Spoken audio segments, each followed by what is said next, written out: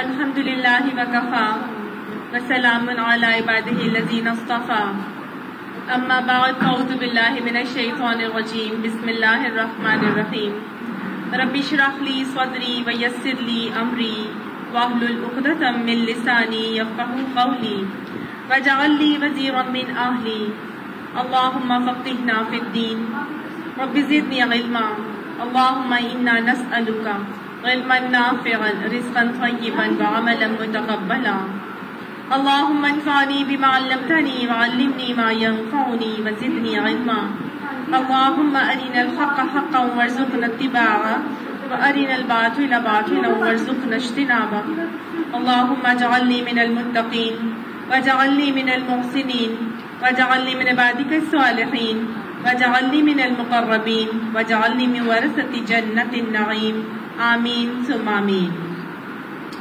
سورہ یاسین۔ سورہ یاسین مکی سورت ہے، اس میں 5 رکوعات اور 83 آیات ہیں۔ مکہ کے درمیانی دور میں نازل ہونے والی یہ سورت ہے۔ کچھ لوگ کہتے ہیں اس کا زمانہ نزول آخری مکہ کا دور تھا، لیکن اللہ سبحانہ تعالیٰ نے مکی سورت کے حوالے سے اس کے اندر عقائد کو راسخ کیا ہے۔ اصل میں عقیدہ آخرت وہ عقیدہ ہے یا خوف آخرت وہ چیز ہے جو انسان کو عمل صالح کے لیے تیار کرتی ہے۔ جس طرح سارے جسم کے اندر دل ہوتا ہے، جب تک دل ٹھیک ہوتا ہے تو انسان کا جسم بھی ٹھیک ہوتا ہے، تو گویا انسانی جسم کی صحت دل کی صحت پر منحصر ہوتی ہے۔ بالکل اسی طرح انسان کے ایمان کی صحت فکر آخرت اور عقید آخرت کے اوپر منحصر ہوتی ہے۔ جتنا بہترین عقیدہ آخرت کا ہوتا ہے اتنا انسان کا ایمان راسخ اور پختہ ہوتا ہے۔ تو اللہ سبحانہ تعالیٰ نے اس کے اندر مختلف قسم کے عقائد، عقیدہ توحید، شرک کی نفی کی، عقیدہ رسالت کو راسخ کیا اور ساتھ ساتھ آخرت کے عقیدے کو راسخ کیا، اس کی کنوکشن دکھائی اور اس کے بارے میں انسان کو تیار کیا۔ اس کے مختلف نام آتے ہیں، آپ سب لوگوں کو اس کا ایک ہی نام معلوم ہوگا جو کہ نہایت معروف بھی ہے، اور وہ ہے سورہ یاسین۔ ہم اس کو یاسین کے نام سے معروف طور پر جانتے ہیں، لیکن اس کے اور بھی نام ہیں۔ اس کا نام ایک آتا ہے عظیمہ، عظمت والی سورت۔ حضرت عائشہ کی روایت سے پتہ چلتا ہے کہ اس کا نام عظیمہ بھی ہے۔ اس کا ایک نام ہے معمہ۔ معمہ اس کو تورات میں کہا گیا ہے، یعنی یہ اپنے پڑھنے والے کی دنیا اور آخرت دونوں کی خیر و برکت کو عام کرنے والی ہے۔ یعنی اس کے پڑھنے والے کے لیے دنیا اور آخرت دونوں کی خیر و برکت عام ہو جاتی ہے، تو اس کا نام معمہ بھی کہا جاتا ہے۔ اس کا ایک نام ہے مدافعہ، جیسے مدافعت کرنے والی، یعنی اپنے پڑھنے والوں کو بلاؤں سے دفاع کرتی ہے۔ جو اس کو پڑھتا ہے اس کو بلاؤں کو دفع کرنے والی سورت ہے۔ اس کا ایک نام سورہ قاضیہ بھی آتا ہے، قاضیہ یعنی حاجات کو پورا کرنے والی۔ حضرت ابن زبیر سے آتا ہے کہ جو شخص سورہ یاسین کو اپنی حاجت کے آگے کر دے تو اس کی حاجت پوری ہو جاتی ہے، تو اس کو سورہ قاضیہ بھی کہا جاتا ہے۔ اس سورت کی نہایت فضیلتیں آتی ہیں۔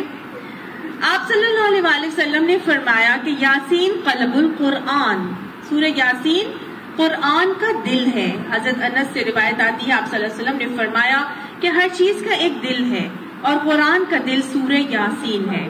اللہ نے اس کے ایک بار پڑھنے کا اجر 10 بار قرآن پڑھنے کے برابر رکھ دیا ہے۔ اس کو قلب القرآن کیوں کہا گیا؟ اس کی وجہ بالکل وہی ہے جو میں نے آپ کو بتائی کہ جیسے انسانی جسم کے اندر ایک متحرک دل ہوتا ہے، دل حرکت کرتا رہتا ہے، تو انسان کا جسم جو ہے وہ قائم اور دائم رہتا ہے۔ تو اللہ تعالیٰ نے اس میں ایسے بنیادی عقائد واضح کیے ہیں جو ہمارے ایمان کو متحرک رکھتے ہیں۔ جب یہ ہم پڑھتے ہیں ہمارے بنیادی عقائد کو متحرک کرتی ہے یہ سورت، ایسی گائیڈنس دیتی ہے جس سے ہماری ایمانی حرارت جو ہے وہ جاری رہتی ہے۔ آپ صلی اللہ علیہ وسلم نے فرمایا اقرؤوا سورۃ یاسین علی موتاکم، سورہ یاسین کو اپنے مرنے والوں کے اوپر پڑھا کرو۔ حضرت ابو ذر غفاری سے روایت آتی ہے کہ جس نے مرنے والے کے پاس سورہ یاسین پڑھی جائے گی، جس مرنے والے کے پاس سورہ یاسین پڑھی جائے تو اس کی موت کے وقت آسانی ہو جاتی ہے۔ اس کو کیوں کہا کہ مرنے والوں کے اوپر پڑھا کرو؟ کیونکہ جو مرنے والا شخص ہے وہ مرض الموت میں مبتلا ہے، کرونیکلی ال پیشنٹ ہے، کسی وقت بھی اس کی اجل آ سکتی ہے، انسان کو احساس ہو گیا ہے کہ میں کسی وقت بھی اس دنیا سے جا سکتا ہوں، تو ایسا مرنے والا شخص اس کے لیے کہا گیا کہ اس کے اوپر پڑھا کرو۔ اس کو یہ سکھا دیا جاتا ہے کہ اے مرنے والے شخص، اگر ابھی بھی تیرے عقیدے کے اندر کوئی بگاڑ ہے تو مہلت عمل باقی ہے، اپنے عقائد کی اصلاح کر لو۔ غلط عقیدوں کے ساتھ اللہ کے ساتھ ملنے سے بہتر ہے کہ ابھی اس مہلت عمل میں اپنے عقیدوں کی اصلاح کر لو۔ تو ساتھ ساتھ یہ سمجھنا بھی بہت ضروری ہے کہ عقیدوں کی اصلاح، ہم تو اردو بولنے والے لوگ ہیں، ہمیں تو عربی سمجھ ہی نہیں آتی۔ اگر ہمارے سامنے کوئی سورہ یاسین پڑھے گا تو ہمیں تو نہیں پتا چلے گا عربی میں کہ اس کے اندر کہاں عقیدے کی اصلاح کی جا رہی ہے۔ تو کتنا ضروری ہے کہ پھر ہم جہاں عربی میں اس کو پڑھیں گے اس کے بعد اس کا ترجمہ بھی موتاکم کے اوپر یا مرض الموت میں مبتلا شخص کے اوپر اس کا ترجمہ پڑھ کے بھی سنایا جائے، ٹھیک ہے نا؟ اور ساتھ ساتھ جو آئے ہوئے لوگ ہیں، جو عیادت کے لیے آئے ہوئے لوگ ہوتے ہیں، اس مریض کی عیادت کے لیے آنے والے لوگوں کے بھی دل اس وقت نرم ہوئے ہوتے ہیں۔ وہ اس شخص کو اس حالت میں دیکھ کر ان کے اپنے دل نرم ہو چکے ہوتے ہیں۔ تو جب یہ وہاں پڑھی جا رہی ہوگی تو آنے والے ارد گرد بیٹھے ہوئے لوگ جو ہیں ان تک بھی اس کا پیغام پہنچ جائے گا، اور قرآن کی آیات نرم دلوں پر ہی اثر کرتی ہیں۔ تو جہاں اس عقیدے جو جانے والا شخص ہے اس کے عقیدوں کی اصلاح ہوگی، وہیں پر آئے ہوئے لوگوں کی بھی عقائد کی اصلاح ممکن ہو جائے گی۔ قرآن کی آیات نرم دلوں پر اثر کرتی ہیں، انشاءاللہ اردو میں پڑھنے سے نہ صرف جانے والے کو بلکہ ارد گرد بیٹھے والے لوگوں کو بھی اس سے یقیناً فائدہ ہی حاصل ہونے والا ہے۔ تو لہٰذا اس صورت سے ہمیں اپنے آپ کو محروم نہیں کرنا چاہیے اور اس کو روزانہ تلاوت میں اپنی شامل رکھنا چاہیے۔ اس میں جہاں عقائد کو اللہ تعالیٰ نے راسخ کیا تو گویا مرنے والے شخص کو، جو جانے والا ہے، مسافر ہے نا، وہ اس دنیا سے جا رہا ہے، اگلے سفر کی تیاری کے لیے تیار کیا جاتا ہے۔ مسافر کو بتایا جاتا ہے کہ جیسے اگلے سفر میں جب تم جا رہے ہو تو دیکھو اپنے پاس تمہارے یہ چیزیں موجود ہیں کہ نہیں۔ بالکل اسی طرح جس طرح ہماری دنیا میں کوئی شخص ٹریولنگ کے لیے جاتا ہے، امریکہ جاتا ہے، سعودی عرب جاتا ہے، تو جو وہاں ایک دفعہ جا چکا ہوتا ہے وہ شخص اس بندے کو بہت اچھی گائیڈ لائن دے سکتا ہے۔ دیکھو تم جب جاؤ گے، حج کیا ہوا اگر کسی نے تو وہ بڑی اچھی طرح گائیڈ لائن دے دیتا ہے، دیکھو تمہارے پاس اتنے ریال ہونے چاہیے، اتنے ٹریولر چیکس لے کر جانا، یہ سامان تمہارے پاس ہونا چاہیے، جب تم جاؤ گے تمہارے پاس ہینڈ کیری میں اتنا ہو، تمہارے لگیج میں یہ چیزیں ہوں، فلاں چیز نہ رکھنا، پکڑ لیے جاؤ گے، دھر لیے جاؤ گے۔ ہاں جب تم جا رہے ہو حج کے لیے تو تمہارے پاس یہ سامان ہونا لازمی ہے۔ تو گویا جانے والا شخص جو ہے وہ ساری گائیڈ لائن دیتا ہے، جب جدہ ایئرپورٹ پہ جاؤ گے تو ایسے ہوگا، بیچ میں اگر ٹرانزٹ کہیں ہے تمہارا اسٹے تو وہاں پہ تم ایسے کر لینا، نیت کہاں پہ کرنا، جدہ پہ جاؤ گے ایسے ہوگا، فلاں جگہ جانے وہاں سے مکہ پہنچو گے وہاں پہ یوں کرنا، اتنی دیر رک جانا، پھر جانا عمرے کے لیے جانا، ہر چیز وہ گائیڈ کرتا جاتا ہے، تو کتنا آسان ہو جاتا ہے سفر، ہے نا؟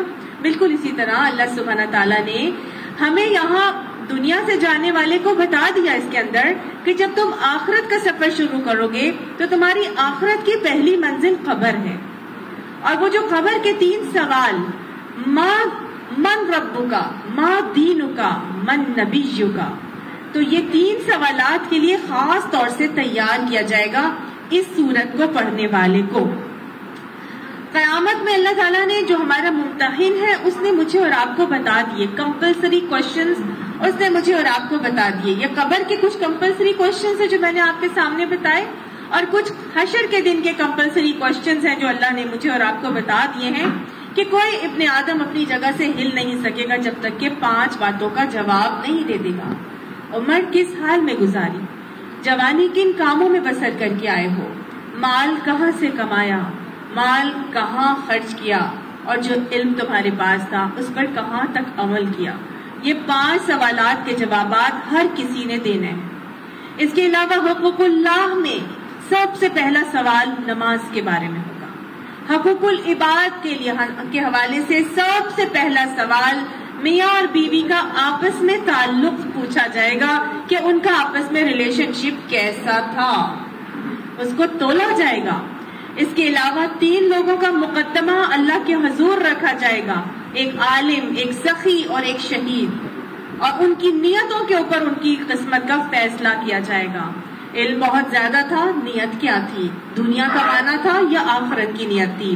تو گویا اللہ سبحانہ تعالیٰ نے یہ سارے کمپلسری کوشچنز مجھے اور آپ کو احادیث کے ذریعے سے بتا دیے، اور آپ صلی اللہ علیہ وآلہ وسلم نے یہ 3 سوال جو من ربو کا، من دینو کا، من نبیو کا، یہ بہت ہی ڈیٹیل اور تفصیل سے مختلف احادیث کے اندر آپ صلی اللہ علیہ وآلہ وسلم نے ہم تک پہنچا دیے. ایک مرتبہ آپ صلی اللہ علیہ وآلہ وسلم ایک میت کے جنازے کے لیے شرکت اور اس کے لیے گئے، تو وہاں پر ابھی قبر کی تکفین کا کام نہیں ہوا تھا، اور مطلب جنازے کی تکفین نہیں ہوئی تھی اور قبر تیار ہو رہی تھی. تو آپ صلی اللہ علیہ وآلہ وسلم وہیں قبر کے کنارے پر بیٹھ گئے اور صحابہ کرام کے ساتھ آپ صلی اللہ علیہ وآلہ وسلم نے ایک بہت ہی لمبا سفر جو اگلا سفر تھا اس کو ڈسکس کیا. اور آپ صلی اللہ علیہ وآلہ وسلم نے اپنے صحابہ کرام کو فرمایا، آپ صلی اللہ علیہ وسلم فرماتے ہیں کہ بے شک مومن بندہ جب دنیا کو چھوڑ کر آخرت میں جا رہا ہوتا ہے تو اس کی جانب آسمان سے فرشتے اترتے ہیں، ان کے چہرے سفید ہوتے ہیں، اس قدر سفید کہ گویا وہ سورج ہیں. ان کے پاس جنت کی خوبصورت پوشاکوں میں سے پوشاک ہوتی ہے، اور جنت کی دل آویز مہک والی خوشبوات میں سے خوشبوئیں ہوتی ہیں، یعنی بہت ہی خوبصورت معطر کپڑا ان کے پاس ہوتا ہے. پھر وہ اس بندے مومن کے پاس بیٹھ جاتے ہیں. وہ اتنی کثیر تعداد میں ہوتے ہیں کہ جہاں تک نظر جاتی ہے فرشتے ہی فرشتے ہوتے ہیں. یہ مومن بندے کی جان کنی کا اور آگے کا معاملہ بتایا آپ صلی اللہ علیہ وسلم نے. پھر ملک الموت یعنی موت کا فرشتہ آتا ہے، وہ بندہ مومن کے سر کے قریب بیٹھ جاتا ہے اور کہتا ہے ایتھا النفس الطیبہ. ایک دوسری روایت میں الفاظ ایسے آتے ہیں ایتھا النفس المطمئنہ اخرجی الی مغفرۃ من اللہ ورضوان، کہ اے پاکیزہ اور اطمینان بخش روح، نکل یہاں سے، اللہ کی بخششوں اور رضامندیوں کی جانب چل. پھر وہ روح جسم یعنی انسانی جسم سے اس طرح نرمی سے بہ ٹپکتی ہے جس طرح کے پانی کی مشک میں سے قطرہ بہ ٹپکتا ہے.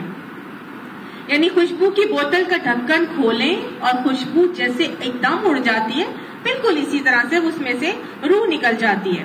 ایک روایت میں اس طرح بھی آتا ہے کہ جب یہ روح اس طرح نکل پڑتی ہے تو آسمان اور آسمان و زمین کے درمیان ہر فرشتہ اس کے لیے رحمت کی دعا کرتا ہے. تب اس کے لیے آسمان کے دروازے کھول دیے جاتے ہیں اور ہر دروازے سے یہ کھڑے فرشتے اللہ سے دعا کر رہے ہوتے ہیں کہ یہ مبارک روح ان کی جانب سے پرواز کرے. پھر جب ایک فرشتہ اس روح کو عزت بھرے انداز میں پکڑتا ہے تو اس کے ہاتھ میں وہ روح 1 سیکنڈ بھی نہیں رہتی. یہ معاملہ اسی طرح ہوتا ہے کہ پھر اس روح کو لے لیا جاتا ہے اور اسے جنت کی پوشاک اور خوشبوؤں میں رکھ لیا جاتا ہے. اس روح پر گزرنے والے یہی وہ لمحات ہیں جن کی جانب اللہ تعالیٰ نے قرآن حکیم میں یوں اشارہ کیا کہ توفت رسولنا وہم لا یفرطون، کہ ہمارے بھیجے ہوئے فرشتے اس کی روح کو نکال لیتے ہیں اور وہ کوئی کوتاہی نہیں کرتے.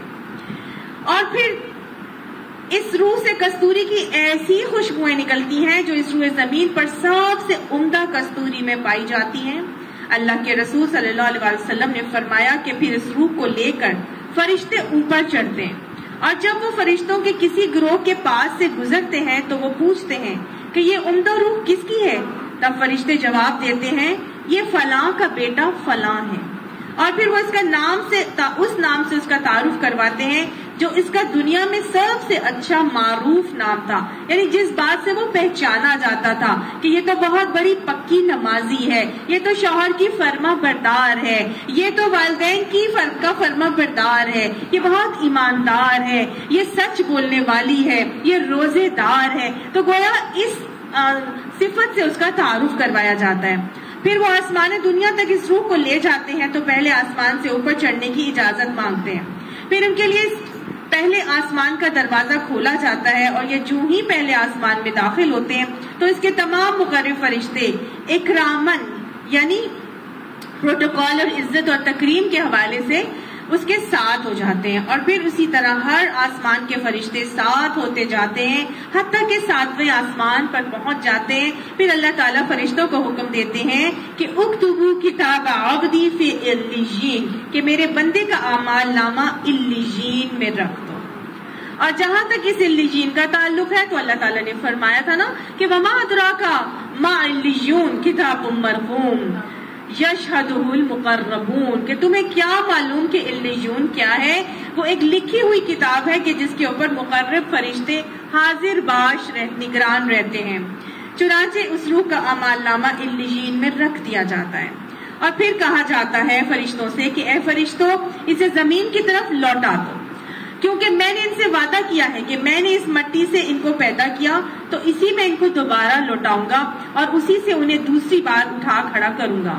اللہ کے رسول صلی اللہ علیہ وسلم نے فرمایا کہ چنانچہ اس روح کو زمین کی طرف واپس کیا جاتا ہے اور اس کے جسم میں لوٹا دیا جاتا ہے۔ آپ نے فرمایا کہ پھر جب اس شخص کے کفن اور دفن کرنے والے ساتھی قبرستان سے جانے لگتے ہیں اور وہ ان کے جوتوں کی چاپ سن رہا ہوتا ہے تو اس کے پاس 2 فرشتے جو بڑے سخت ڈانٹ ڈپٹ والے ہوتے ہیں یعنی منکر اور نکیر، وہ آتے ہیں اور اس کے پاس بیٹھ جاتے ہیں اور اس سے پوچھتے ہیں من ربکا، تیرا رب کون ہے؟ وہ کہتا ہے ربی اللہ، میرا رب اللہ ہے۔ اس نے کیوں کہا؟ کیونکہ اس نے اپنی زندگی اللہ تعالیٰ کے اپنا معبود بنا کے اللہ کے احکامات کے مطابق گزاری، لہٰذا وہ فوراً کہتا ہے ربی اللہ، کہ میرا رب تو اللہ ہے۔ پھر وہ اس سے پوچھتے ہیں ماں دینو کا، تیرا دین کیا ہے؟ وہ کہتا ہے دینی الاسلام، میرا دین اسلام ہے، یعنی کہ میں تو اللہ کے حضور اپنے سر اطاعت خم کر چکا ہوں، جو اللہ نے مجھے دین بنا کے بھیجا، ان الدین عند اللہ الاسلام، اللہ کے نزدیک دین صرف اسلام ہے، تو میرا دین بھی کیا ہے؟ اسلام ہی ہے۔ پھر وہ اسے کہتے ہیں کہ وہ شخص محمد صلی اللہ علیہ وسلم کی طرف اشارہ کر کے، یعنی آپ صلی اللہ علیہ وسلم کی ایک شبیہ دکھائی جاتی ہے، اور اس کو پوچھتے ہیں کہ یہ کون ہے جو تم میں بھیجا گیا تھا؟ آپ صلی اللہ علیہ وسلم کو تو ہم نے نہیں دیکھا، لیکن پھر بھی ان کی سیرت سے ہم واقف ہیں، ان کی شکل اور شباہت سے ہم واقف ہیں، ہم ان کی سیرت کی اتباع کرنے والے ہیں، تو انشاءاللہ وہ مومن جو اللہ کے نبی صلی اللہ علیہ وسلم کی سیرت کا اتباع کر کے چل رہا ہوگا وہ آپ صلی اللہ علیہ وسلم کی شبیہ کو دیکھتے ہی پہچان جائے گا، وہ کہتا ہے کہ وہ اللہ کے رسول ہیں۔ پھر وہ اس سے پوچھتے ہیں کہ وما عملک، تیرا عمل کیا ہے؟ وہ جواب دیتا ہے کہ میں نے اللہ کی کتاب پڑھی، پھر میں اس پر ایمان لایا اور اسے سچا جانا۔ گویا یہ وہ سوالات ہیں جو ہر ایک کے ساتھ اس کا واسطہ پڑھنا ہی پڑھنا ہے۔ یہ تو میں نے آپ کے سامنے رکھا وہ شخص کا ماجرا جو نیکوکار ہوگا، لیکن جو بدکردار ہوگا اس کا معاملہ بالکل ہی الگ ہوگا۔ جو نیکوکار ہوگا اس کے لیے تو پھر جب یہ سارے سوالات کے جواب دے دے گا تو پھر اللہ تعالیٰ کی طرف سے ندا آئے گی کہ اس کے لیے جنت کا لباس دے دو، اس کے لیے جنت کا اس کے نیچے بچھونا ڈال دو، اور اس کے لیے قبر میں جنت کی کھڑکی کھول دیا جائے، کھڑکی کو کھول دیا جائے اور صبح شام اس کو جنت کے نظارے دکھائے جائیں گے، اور جو پہلے اس کھڑکی کو کھولنے سے پہلے جہنم کھول کے دکھائی جائے گی کہ یہ ہے وہ جگہ جہاں تو جانے سے رہ گیا تھا، اور یہ ہے وہ جگہ جو آگے تیرا ٹھکانہ ہوگی۔ تو آپ صلی اللہ علیہ وسلم نے فرمایا تھا قبر یا تو جنت کے باغوں میں سے ایک باغ ہے یا جہنم کے گڑھوں میں سے ایک گڑھا ہے۔ اللہ سبحانہ تعالیٰ ہم سب کا اگلے مراحل میں حساب کتاب کا معاملہ آسان کر دے۔ کیا چیز ہے جو انسان کو قول ثابت عطا فرماتی ہے؟ کیا چیز ہے جو انسان کو فرشتوں کے ان سوالات اور جوابات میں ثبات عطا فرماتی ہے، ثابت قدمی عطا فرماتی ہے۔ قرآن میں اللہ تعالیٰ نے فرما دیا کہ یثبت اللہ الذین آمنوا بالقول الثابت فی الحیات الدنیا وفی الآخرہ، اللہ قابل ثابت سے ایمانداروں کو دنیا کی زندگی اور آخرت میں سب ثابت قدمی عطا فرماتا ہے۔ یہ قول ثابت ہے کلمہ طیبہ، لا الہ الا اللہ کا کلمہ، جو انسان اپنے پورے دل کے ثبات کے ساتھ پڑھتا ہے اور پھر کہتا ہے کہ رضیت باللہ ربا وبالاسلام دینا، کہ میں اپنے رب کو اپنا رب بنانے پر راضی ہوں، اسلام کو اپنا دین ماننے پر راضی ہوں، وبمحمد الرسول النبی، اور رسول اللہ صلی اللہ علیہ وسلم کو اپنا رسول ماننے پر راضی ہوں۔ یہ کلمات ہر اذان کے بعد کے جواب دینے کے بعد جب اذان ختم ہوتی ہے تو ان کلمات کو سچے دل سے ادا کرنے والے کو انشاءاللہ اللہ سبحانہ تعالیٰ ضرور ہی قول ثابت عطا فرمائیں گے۔ دل کے پورے ثبات سے ان تینوں باتوں کو ماننا ہے کہ اللہ ہمارا رب ہے، دین ہمارا اسلام ہے، اور نبی ہمارے محمد صلی اللہ علیہ وآلہ وسلم ہے۔ انشاءاللہ پھر اپنی زندگی اسی کے مطابق ہوگی تو ہماری قبر کے اندر بھی یہی قول ثابت ہمیں ان منکر نکیر کے سوالات میں ثابت قدمی عطا فرمائے گا۔ اللہ تعالیٰ اس منزل کو ہم سب کے لیے آسان بنائے اور اس میں ہمیں ثابت قدمی عطا فرما کے ہمارے لیے جنت کو، قبر کو ہی جنت کے باغوں کا ایک باغ بنا دے۔ پھر کیا ہوتا ہے کہ اس کے پاس جنت کی بہاریں اور خوشبوئیں آ جاتی ہیں، اور جہاں تک اس کی آنکھ نظارہ کر سکتی ہے وہاں تک اس کی قبر وسیع کر دی جاتی ہے۔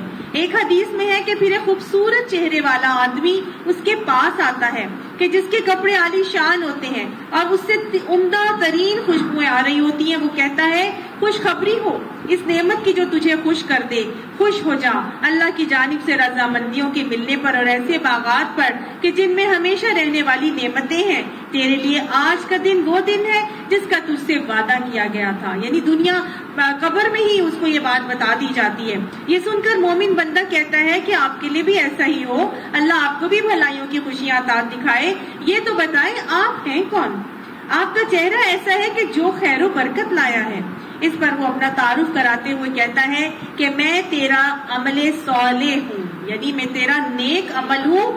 اللہ کی قسم جو میں تیرے بارے میں جانتا ہوں وہ یہی ہے کہ تو اللہ کی اطاعت بجا لانے میں بڑا تیز تھا، جبکہ اللہ کی نافرمانی میں تو بڑا ہی سست تھا۔ اللہ تعالیٰ ہمیں سابق الخیرات میں شامل فرما دے اور اللہ ہمیں نیکیوں اور بھلائیوں میں سبقت لے جانے والے لوگوں میں شامل فرمائے۔ اللہ تجھے اچھی جزا عطا فرمائے۔ پھر اس کے لیے جنت کی جانب سے ایک دروازہ کھول دیا جاتا ہے اور ایک جہنم کی جانب سے کھولا جاتا ہے اور کہا جاتا ہے کہ اگر تو اللہ کی نافرمانی کرتا تو یہ تیرا یہ عبرتناک ٹھکانہ تھا، اب اللہ نے تجھے اس جہنم کی بجائے یہ جنت عطا فرما دی ہے۔ پھر جب وہ جنت کی نعمتوں کو دیکھتا ہے تو کہتا ہے کہ میرے رب قیامت جلدی قائم کر دے تاکہ میں اپنے اہل و عیال اور اموال کی طرف لوٹوں۔ تو اسے جواب دیا جاتا ہے کہ ابھی اسی ٹھکانے میں تو اپنا قیام کر لے۔ اللہ یہ قیام ہمارے سب کے لیے ہی آسان بنا دے۔ تو اس تمہید کے ساتھ اور اس پورے کے پورے بیک گراؤنڈ کے ساتھ ہم اپنی سورت کو شروع کرتے ہیں۔ بسم اللہ الرحمن الرحیم، اللہ کے نام کے ساتھ ہم شروع کرتے ہیں جو رحمان اور رحیم ہے۔ یاسین، یاسین، یاسین کا کیا مطلب ہے؟ یاسین حبشی زبان کا ایک ایسا لفظ ہے کہ جس کو ہم یا اے اور سین کہتے ہیں انسان کو، تو وہ ایک انسان کو مخاطب کیا جا رہا ہے۔ حضرت ابن عباس اور امام مالک فرماتے ہیں کہ یہ یاسین اللہ کے ناموں میں سے ایک نام ہے، جبکہ ابن جبیر فرماتے ہیں کہ یہ نبی صلی اللہ علیہ وآلہ وسلم کا نام ہے۔ گویا اے انسان سے کون مخاطب ہے؟ اللہ کے نبی حضور صلی اللہ علیہ وآلہ وسلم کو مخاطب کیا جا رہا ہے۔ اور یاسین ہم نے دیکھا کہ آپ صلی اللہ علیہ وآلہ وسلم کے ناموں میں سے بھی ایک نام ہے، تو گویا آپ صلی اللہ علیہ وسلم کو مخاطب کر کے یا سارے انسانوں کو بھی مخاطب کر کے کہا جا رہا ہے والقرآن الحکیم۔ قسم ہے، واو واو زبر آتا ہے نا جب بھی تو ایک قسم کھائی جاتی ہے۔ والقرآن قسم ہے قرآن کی، الحکیم جو حکمت والا ہے۔ قسم کھائی جا رہی ہے قرآن پاک کی اور اس کی صفت بھی بتائی جا رہی ہے۔ قسم اس وقت کھائی جاتی ہے جب کسی ایک بہت امپورٹنٹ اور بہت اہم بات کی حقیقت کو ثابت کرنا ہوتا ہے. کسی چیز کی گواہی دینے کے لیے قسم کھائی جاتی ہے. تو یہاں کسی چیز کی گواہی دینے کے لیے قسم کس چیز کی کھائی جا رہی ہے؟ قرآن پاک کی قسم کھائی جا رہی ہے. قرآن پاک القرآن ہے، اللہ کا کلام ہے، کوئی عام چھوٹی موٹی کتاب نہیں ہے. یہ وہ کتاب ہے جو القرآن، بہترین پڑھی جانے والی پوری دنیا کی کتابوں میں سے وہ کتاب ہے کہ جس کو جتنا پڑھتے جاتے ہیں اتنا ہی ڈوبتے چلے جاتے ہیں، اور جو جتنا گہرائی میں بھی ڈوب چکے ہیں تو وہ کہتے ہیں کہ ابھی تو حق ادا نہیں ہوا، ابھی تو اس کے اندر اور پتہ نہیں کتنے موتی اور خزانے جو ہیں وہ چھپے ہوئے موجود ہیں. دنیا کی کوئی کتاب ایسی نہیں جس کو پڑھتے جائیں اور اس کا ثواب بھی ملتا جائے. یہ وہ بہترین کتاب ہے جس کو پڑھتے جائیں گے اور اس کا ثواب حاصل کرتے بھی جائیں گے. یہ وہ کتاب ہے جو کس کی کتاب ہے؟ کیا دنیا کے کسی انسان کی کتاب ہے؟ نہیں، یہ اللہ کا کلام ہے، کوئی عام کتاب نہیں ہے، یہ اللہ کا کلام ہے. اور اللہ کے کلام کو باقی تمام مخلوق کے کلام پر وہی فوقیت حاصل ہے جو خالق کو مخلوق کے اوپر ہے. تو لوگ گویا یہ کوئی عام سی چھوٹی موٹی کتاب نہیں ہے جس کا اللہ سبحانہ تعالیٰ یہاں پہ قسم کھا رہے ہیں. یہ قرآن کیسا ہے؟ الحکیم ہے. الحکیم رب، حکمت بھرا رب، حکیم رب کی بھی صفت ہے. تو گویا نہ صرف یہ اللہ کا کلام ہے بلکہ حکیم رب کا حکمت بھرا کلام ہے. یہ کلام ایسا ہے جو حکیم ہے. حکیم حکمہ سے نکلا ہے، اور حکمہ میں کو تین چیزوں میں سمجھا جا سکتا ہے. ذوالحکمہ یعنی حکمت بھرا، اس کے ہر لفظ میں حکمت، اس کے ہر حکم میں حکمت، اس کے ہر معنی میں حکمت، اس کے ہر فیصلے میں حکمت، اس کی ہر بات میں حکمت. یہ حکیم رب کی طرف سے ایسا حکمت بھرا کلام آیا ہے جو ہماری فطرت کے عین موافق ہے. یہ وہ حکمت بھرا کلام ہے جو ہماری عقل کے عین مطابق ہے، جو ہماری ضرورتوں کے عین مطابق ہے. یعنی اس کی ہر بات میں اتنا وزن ہے، اتنی اہم ترین باتیں ہیں کہ ان کو کوئی آج تک چیلنج نہیں کر سکا. جو احکامات آ چکے ہیں وہی کیا ہے؟ دوسرا مطلب ذوالحکمہ کے بعد حاکمہ، حاکم ہے، فیصلہ کن ہے. اس کے ہر حکم، ہر احکامات فیصلہ کن احکامات ہیں، کسی کو اس میں رد و بدل کی گنجائش نہیں ہے. دنیا کی کوئی زبان ایسی نہیں ہے جو تھوڑے عرصے کے بعد چینج نہ ہو جاتی ہو. ہر زبان کچھ عرصے کے بعد جا کے اس کے اندر چینجز آ جاتی ہیں، اور اس میں کوئی نہ کوئی نئے الفاظ آ جاتے ہیں، کوئی پرانے ختم ہو جاتے ہیں. لیکن یہ اللہ کے کلام ہے، یہ اللہ کی باتیں ہیں. یہ جب سے آئی ہیں اب تک ہے اور آگے بھی رہیں گی، اور ویسی ہی رہیں گی جیسی یہ آئی تھی. تو گویا اس کی تمام باتیں پوری کی پوری فیصلہ کن باتیں ہیں. اس کے احکامات میں اچھے برے کو، نیک بد کو، حلال حرام کو، گناہ ثواب کو، رب پسند رب ناپسند کو علیحدہ کر کے فیصلہ کن بنا دیا گیا ہے اور مجھ اور آپ تک پہنچا دیا گیا ہے. پھر یہ بات، یہ اس میں تیسرا حکم، تیسرا جو حکمہ کا مطلب آتا ہے وہ ہے محکم. محکم کا مطلب مضبوط، قوت والی. تو یہ ایسا کلام ہے جو نہایت مضبوط ہے. قرآن ہی بتاتا ہے، سورہ ہود میں آتا ہے کتابن، یہ ایسی کتاب ہے احکمت آیاتہ، اس کی آیات بہت محکم ہے، فیصلہ کن ہے. ثم فصلت، پھر اس کو پھیر کے بیان کیا گیا ہے. گویا چھوٹے چھوٹے الفاظ میں اللہ سبحانہ تعالیٰ نے اس میں معنی کے سمندر کو سمو دیا ہے. کوئی فلا نہیں ہے، کوئی کانٹرڈکشن نہیں ہے. کسی اور کی طرف سے یہ کتاب اگر آئی ہوتی تو آج اس کے اندر بہت سارے فلاز نکل آتے، بہت سی کانٹرڈکشنز آ جاتی. ماڈرن دور کے جو حالات چل رہے ہیں اس حوالے سے ہم بہت سے قرآن کے احکامات کو غلط ثابت کر سکتے تھے. نعوذ باللہ اگر اس کے یہ کسی اور کی طرف سے ہوتا.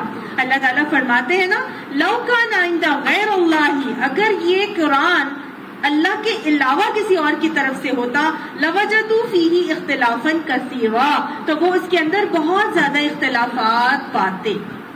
گویا قرآن اگر اللہ کے علاوہ کسی اور کی طرف سے ہوتا تو اس کے اندر بہت سے اختلافات مل جاتے. لیکن نہیں، اللہ سبحانہ تعالیٰ نے اسی وجہ سے کہ یہ اللہ کا کلام ہے، اللہ تعالیٰ نے اس کلام کو گواہ بناتے ہوئے ایک بہت بڑی حقیقت کی قسم کھا لی. وہ حقیقت کیا ہے؟ इन्नका लमिनल मुरसलीन, बेशक आप ए नबी सल्लल्लाहु अलैहि वसल्लम, इन्नका बेशक आप लमिनल मुरसलीन, अलबत्ता आप रसूलों में से हैं। यानी नबी सल्लल्लाहु अलैहि वसल्लम की रिसालत की कसम उठा ली अल्लाह सुब्हाना ताला ने, और आप सल्लल्लाहु अलैहि वसल्लम की रिसालत को के लिए कुरान को गवाह बना दिया गया। बताया ये जा रहा था कि इसमें तीन चीजें ताकीदन आ गई हुजूर सल्लल्लाहु अलैहि वसल्लम की रिसालत को साबित करने के लिए। पहले अल्लाह ताला ने अपना अकीदा रासिख किया था ना कि ये हिकमत भरे रब का भेजा गया कलाम है। अकीदा तौहीद के रसूख के बाद अल्लाह सुब्हानहू तआला ने रिसालत का अकीदा रासिख करने के लिए आप सल्लल्लाहु अलैहि वसल्लम की रिसालत को साबित करने के लिए क्या फरमाया, तीन ताकीदी चीजें बता दी। पहली ताकीद तो ये कि कसम उठा ली, वल कुरान अल हकीम, कुरान हकीम की कसम उठा ली गई। दूसरी ताकीदी चीज क्या है, इन्ना, बेशक, यानी इसमें कोई शक नहीं, इसमें कोई तरद्दुद नहीं, इसमें कोई इबहाम नहीं, इसमें कोई कंफ्यूजन की बात नहीं, बेशक ये बात ऐसी ही है। तीसरी ताकीद क्या है, लमिनल, कि आप अलबत्ता रसूलों में से हैं, अलबत्ता हैं। मतलब ये तीन लाम जबर जो होता है ये भी ताकीद के लिए आता है। तो तीन बातों में ताकीदन बता दिया गया कि नबी सल्लल्लाहु अलैहि वसल्लम क्या है, रसूलों में से हैं। ये क्यों बताया जा रहा है, आप सल्लल्लाहु अलैहि वसल्लम की रिसालत को क्यों, इसकी क्या जरूरत पेश आ गई कि आप सल्लल्लाहु अलैहि वसल्लम की रिसालत की को साबित करने के लिए कुरान की गवाही दी गई, और उस हकीकत को साबित करने के लिए कुरान जो कि अल्लाह का कलाम है उसकी गवाही दी गई, उसकी कसम खाई गई। तो गोया देखिए हमने सूरह फातिर पढ़ी थी, और सूरह फातिर हमने खत्म की, जब आखिरी कुछ आयत पढ़ी तो आयत नंबर 42 में था। ये बेसिकली मुखातिब कौन है, इसमें अरब मुखातिब हैं, अरबों से खास तौर से खिताब किया जा रहा है और अरबों से कलाम किया जा रहा है, और अरबों को बताया जा रहा है कि आप रसूलों में से ही हैं, इसलिए क्योंकि अरब वो थे जो कहते थे, सूरह फातिर की आयत नंबर 42 में हमने पढ़ा था, वे अक़समु बिल्लाहि जहदा ऐमानिहिम, कि वो अल्लाह की कसमें खा खा कर, कड़ी कड़ी कसमें खा खा कर कहते हैं कि लाइन जाअहुम नज़ीरुन, कि अगर हमारे पास कोई डराने वाला आ गया, लयकुनुन्ना अहदा मिन इहदल उममी, तो हम दूसरी बहुत सारी उम्मतों से ज्यादा हिदायत पर आ जाएंगे। मतलब अल्लाह की कड़ी कड़ी कसमें खाकर कहते थे कि अगर कोई डराने वाला हमारे पास आ गया तो हम बहुत सौ से बहुत बेहतरीन हिदायत पर हो जाएंगे। फलम्मा जाअहुम नज़ीरुन, फिर उनके पास जब डराने वाला एक नबी आ गया, मा ज़ादहुम इल्ला नुफूरा, तो उनके अंदर सिवाय फरार के और भागने के किसी चीज ने इजाफा ना किया। तो गोया सूरह फातिर में इन्हीं भागने वालों को कह दिया गया कि तुम तो अल्लाह के नाम पे कड़ी कड़ी कसमें खा के कहते थे कि डराने वाला कोई आ गया तो हम उसको मान लेंगे और उसकी हिदायत पर हम ऐसा अमल करेंगे कि इतने ज्यादा हिदायत वाले हो जाएंगे कि कोई भी ऐसा नहीं था। लेकिन जब नजीर आ गया तुम्हारे पास डराने वाला, तो तुमने तो भागने में ही अपना किरदार अदा करके दिखा दिया। तो उन्हीं भागने वालों को मुखातिब करके कहा जा रहा है कि ए भागने वालों, ये जो आया है ना तुम्हारे पास, ये रसूलों में से है, ये इसमें कोई इबाम की गुंजाइश नहीं है। अल्लाह ने जो बाकी रसूल भेजे थे दुनिया में, उन्हीं रसूलों में से ये एक रसूल है जो अल्लाह ने ही भेजा है, और इसकी गवाही के लिए कुरान की गवाही अल्लाह ताला ने कसम खा के उठा ली। फिर यहाँ पर आप देखें, आप सल्लल्लाहु अलैहि वसल्लम ने बताया ना कि मैं भी उन्हीं रसूलों में से हूँ जो पहले आए थे। आप फरमाते हैं, कह दीजिए मैं रसूलों में से हूँ, कोई अनोखा नहीं हूँ, बल्कि उन्हीं में से एक हूँ जो उससे पहले गुजर चुके हैं।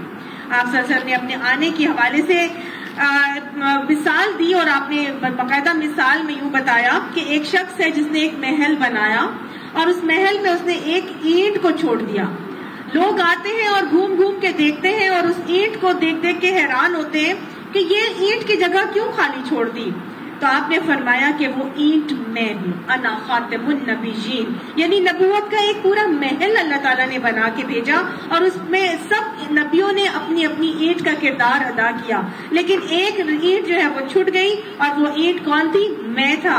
और मैंने जब आया तो वो ईंट का खला भी पूरा कर दिया, और मैं क्या हूँ, खातिमुन नबीयीन, मैं सारे नबियों के ऊपर खतमा मोहर लगाने वाला हूँ। तो गोया इनकार करने वालों और भागने वालों को बताया जा रहा है کہ آپ صلی اللہ علیہ وسلم بھی باقی دوسرے رسولوں کی طرح ہی ایک رسول ہیں جو اللہ تعالیٰ نے یہاں پر بھیجے۔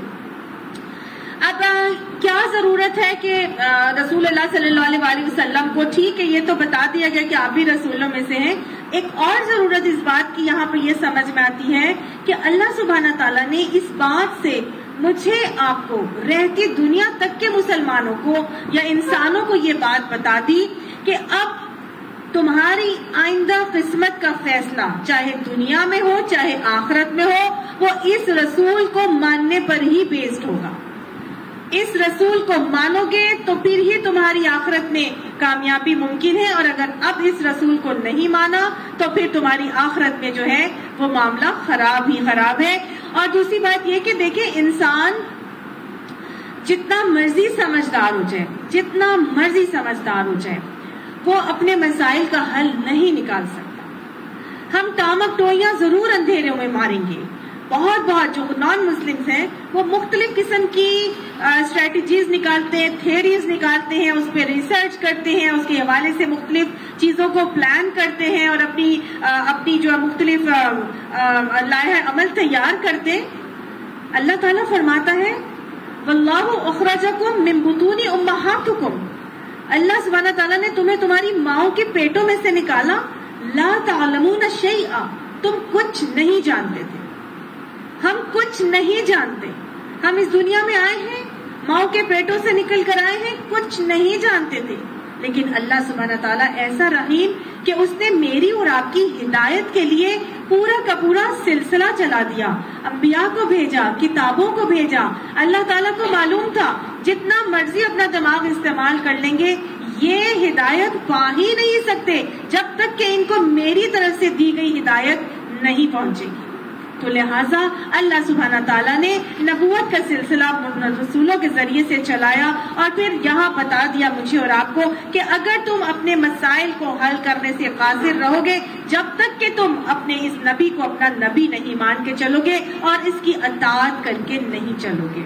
تو گویا سب کو یہ بات سمجھا دی گئی اور سکھا دی گئی، اِنَّكَ لَمِنَ الْمُرْسَلِينَ عَلَىٰ صِرَاطٍ مُسْتَقِيمٍ، نہ صرف رسولوں میں سے ہیں بلکہ اللہ اوپر صراط، راستے مستقیم، استقامت والے کے۔ مستقیم کہتے ہیں قام یقوم سے نکلا ہے کھڑا ہوا، سیدھا۔ صراط کہتے ہیں اس راستے کو جس پہ تیزی سے چلا جاتا ہے۔ ہم روڈز بناتے ہیں تو کیا ہم ان روڈز کے اوپر بہت سپیڈ سے گاڑی چلا سکتے ہیں؟ نہیں چلا سکتے، لیکن اگر ہم موٹر وے بناتے ہیں تو اس پہ ہم بہت سپیڈ سے گاڑی چلا سکتے ہیں۔ تو بس سمجھیں یہ ایک ایسی موٹر وے ہے صراط مستقیم جس پہ انتہائی تیزی سے چلا جائے گا، اور تیزی سے چلا جانے پر آپ صلی اللہ علیہ وسلم کے حوالے سے بتا دیا گیا کہ آپ رسولوں میں سے ہیں علی صراط مستقیم، اور ایسے درست سیدھے راستے پر ہیں کہ جس پہ چل کے اگر دوسرا بھی آنا چاہے گا تو وہ سیدھا آپ کے پیچھے بھاگتا دوڑتا جو ہے وہ آپ کی جو منزل ہے مقصود جنت، اس پہ تک وہ خود بخود پہنچ جائے گا۔ تو مجھے اور آپ کو سکھا دیا گیا کہ کیا کرو اگر تم چاہتے ہو کہ تمہاری اخروی فلاح ہو جائے تو محمد صلی اللہ علیہ وآلہ وسلم کو پکڑ لو، تمہیں محمدی بننا پڑے گا۔ تم اگر چاہتے ہو تمہاری اخروی فلاح حاصل ہو جائے تو اس کامیابی کی کنجی کیا ہے کہ محمد صلی اللہ علیہ وآلہ وسلم کے طریقے کو پکڑا جائے اور آپ کے لائے ہوئے دین کو قبول کر لیا جائے، کیونکہ یہی وہ راستہ ہے جو کامیابی کا راستہ ہے۔ ایک اور جگہ ہم اللہ تعالیٰ سے قرآن میں شروع میں مانگتے ہیں نا سورہ فاتحہ میں، اہدنا الصراط المستقیم، اے اللہ تو ہمیں انگلی پکڑ کے سیدھے راستے پر چلا دے۔ اللہ نے قرآن پاک میں ہی حضور صلی اللہ علیہ وسلم کے حوالے سے یہاں بتایا کہ اللہ صراط مستقیم، آپ خود بھی سیدھے راستے پر ہیں، اور ایک اور جگہ کہا وَإِنَّكَ لَتَهْدِي إِلَىٰ صِرَاطٍ مُسْتَقِيمٍ، کہ بے شک آپ لتہدی، دوسروں کو ہدایت بھی دے رہے ہیں سیدھے راستے پر آنے کے لیے، نہ صرف خود سیدھے راستے پر ہیں بلکہ دوسروں کو بھی سیدھے راستے کی طرف آنے کی ہدایت دے رہے ہیں۔ تو گویا جو بھی نبی صلی اللہ علیہ وسلم کی سنت کو پکڑ لے گا، ان کی اتباع کرے گا، وہ پھر کیا ٹامک ٹوئیاں مار کے کیا گمراہی کے راستے پر چلے گا؟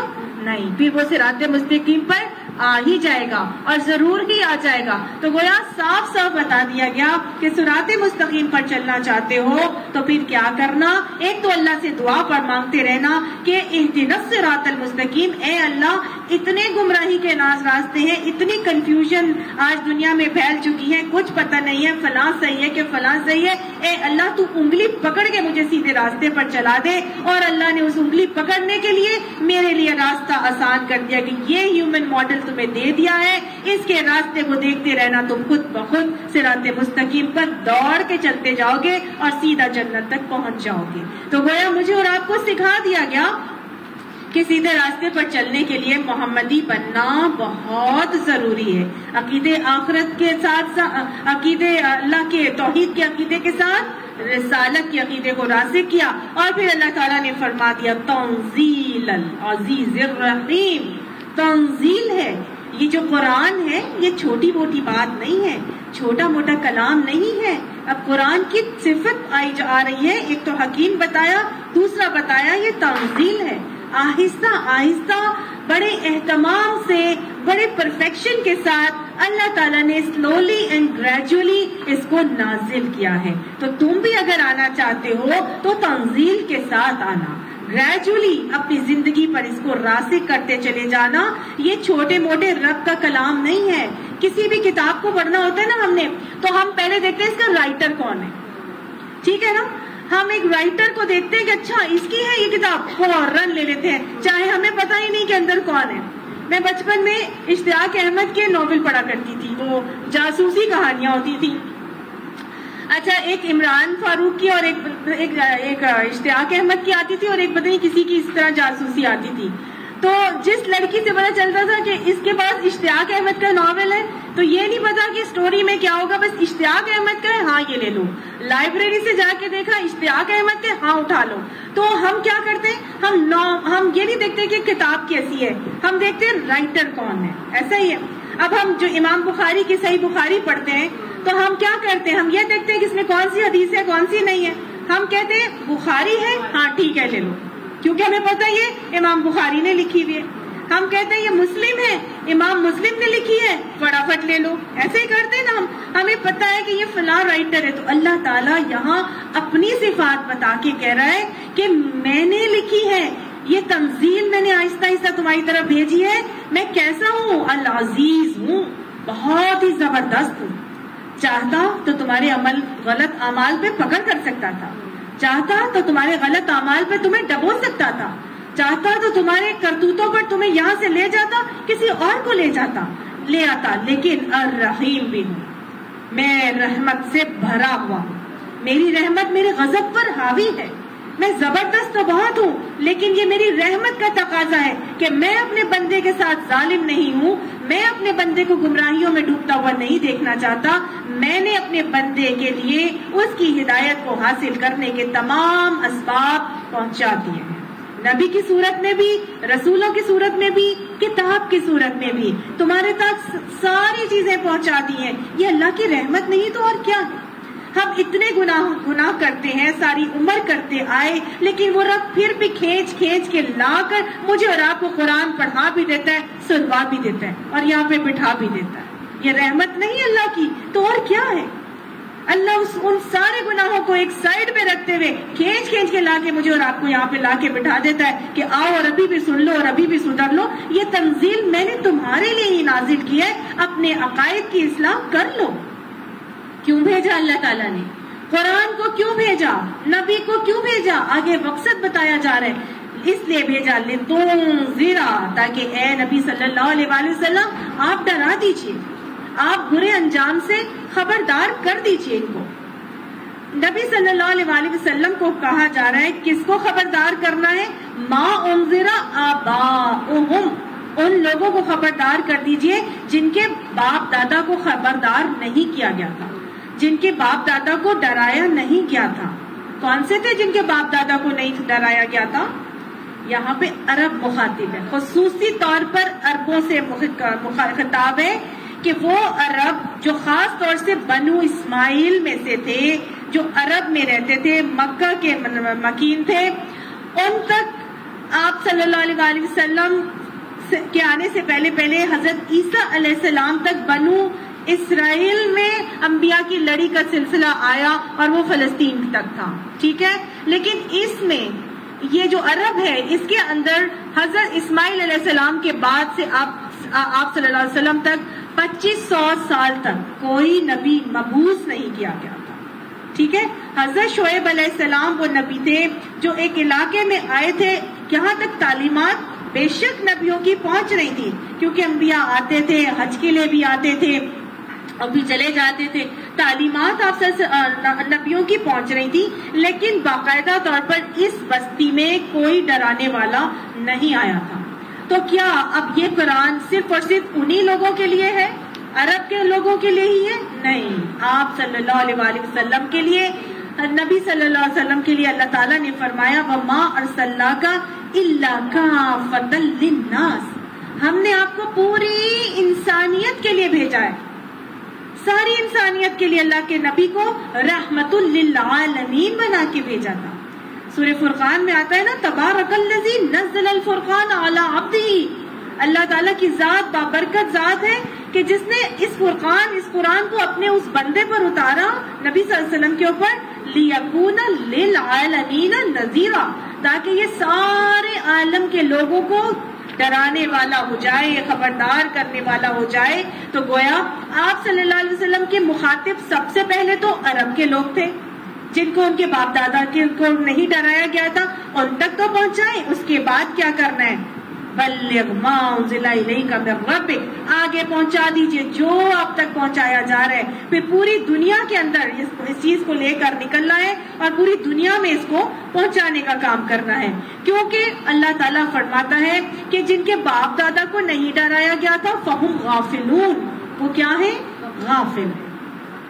تو اس کا مطلب یہ ہے کہ جن لوگوں تک قرآن نہیں پہنچا وہ کیا ہے؟ پھر غافل ہیں۔ وہ لوگ جن تک قرآن کی آیات نہیں پہنچی وہ غفلت میں ہیں۔ ہر وہ انسان غفلت میں ہے جس کے تک اللہ کا کلام، اللہ کی آیات نہیں پہنچی ہیں۔ ہمیں اگر اپنی غفلت سے نکلنا ہے تو پھر کیا چیز ضروری ہے کہ پھر ہم اس قرآن کا علم حاصل کریں، اس قرآن کی آیات پر غور و فکر کریں، اور جیسے اللہ سبحانہ تعالیٰ ہمیں بتانا چاہتا ہے اس قرآن کے اندر سے وہ احکامات ہم اسی طرح اپنے لیے حاصل کرنے والے ہو جائیں۔ اگر نہ پہنچایا اور اگر ہم نے نہ پہنچایا تو پھر کیا ہوگا؟ اس قرآن کا علم اگر لوگوں تک نہیں پہنچا تو وہ سارے لوگ بھی غافل ہوں گے۔ تو اللہ تعالیٰ فرماتا ہے غفلت میں انسان کیوں پڑ رہا ہے؟ اسی وقت غفلت میں پڑے گا جب اس کے پاس قرآن کا علم نہیں ہوگا۔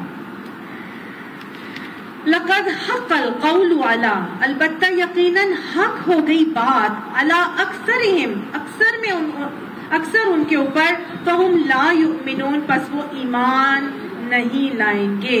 تو گویا اللہ نے ابھی یہاں پر بھی یہ بات بتا دی کہ اگر تم شیطان کے بہکاوے سے بچنا چاہتے ہو، غفلت سے نکلنا چاہتے ہو، تو تمہیں کیا کرنا ہے؟ اس پر ایمان لانا پڑے گا۔ لیکن اکثر لوگ جو ہے وہ ایمان نہیں لاتے، اکثریت اللہ نے بتا دیا کہ اکثر ایمان نہیں لاتے۔ حدیث بتاتی ہے کون سی اکثریت ایمان نہیں لا رہی؟ آپ صلی اللہ علیہ وسلم نے فرمایا تھا 1000 میں سے 999 لوگ جہنم میں جائیں گے۔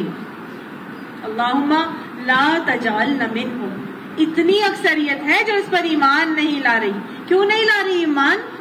کیونکہ وہ ہم غافلون ہیں، وہ اس سے غفلت میں ہیں، وہ اپنی خواہشوں کے پیچھے پڑے ہوئے ہیں، قرآن کو وہ پڑھنا نہیں چاہتے، آ جائے تو سننا نہیں چاہتے، اپنی خواہشات نفس کو چھوڑنا نہیں چاہتے، لہٰذا وہ قرآن کو سنتے ہی نہیں۔ جب قرآن کو نہیں سنتے تو پھر اکثریت نہ اس پر ایمان لاتی ہے بلکہ اپنی غفلت میں زندگیاں گزارتی ہے۔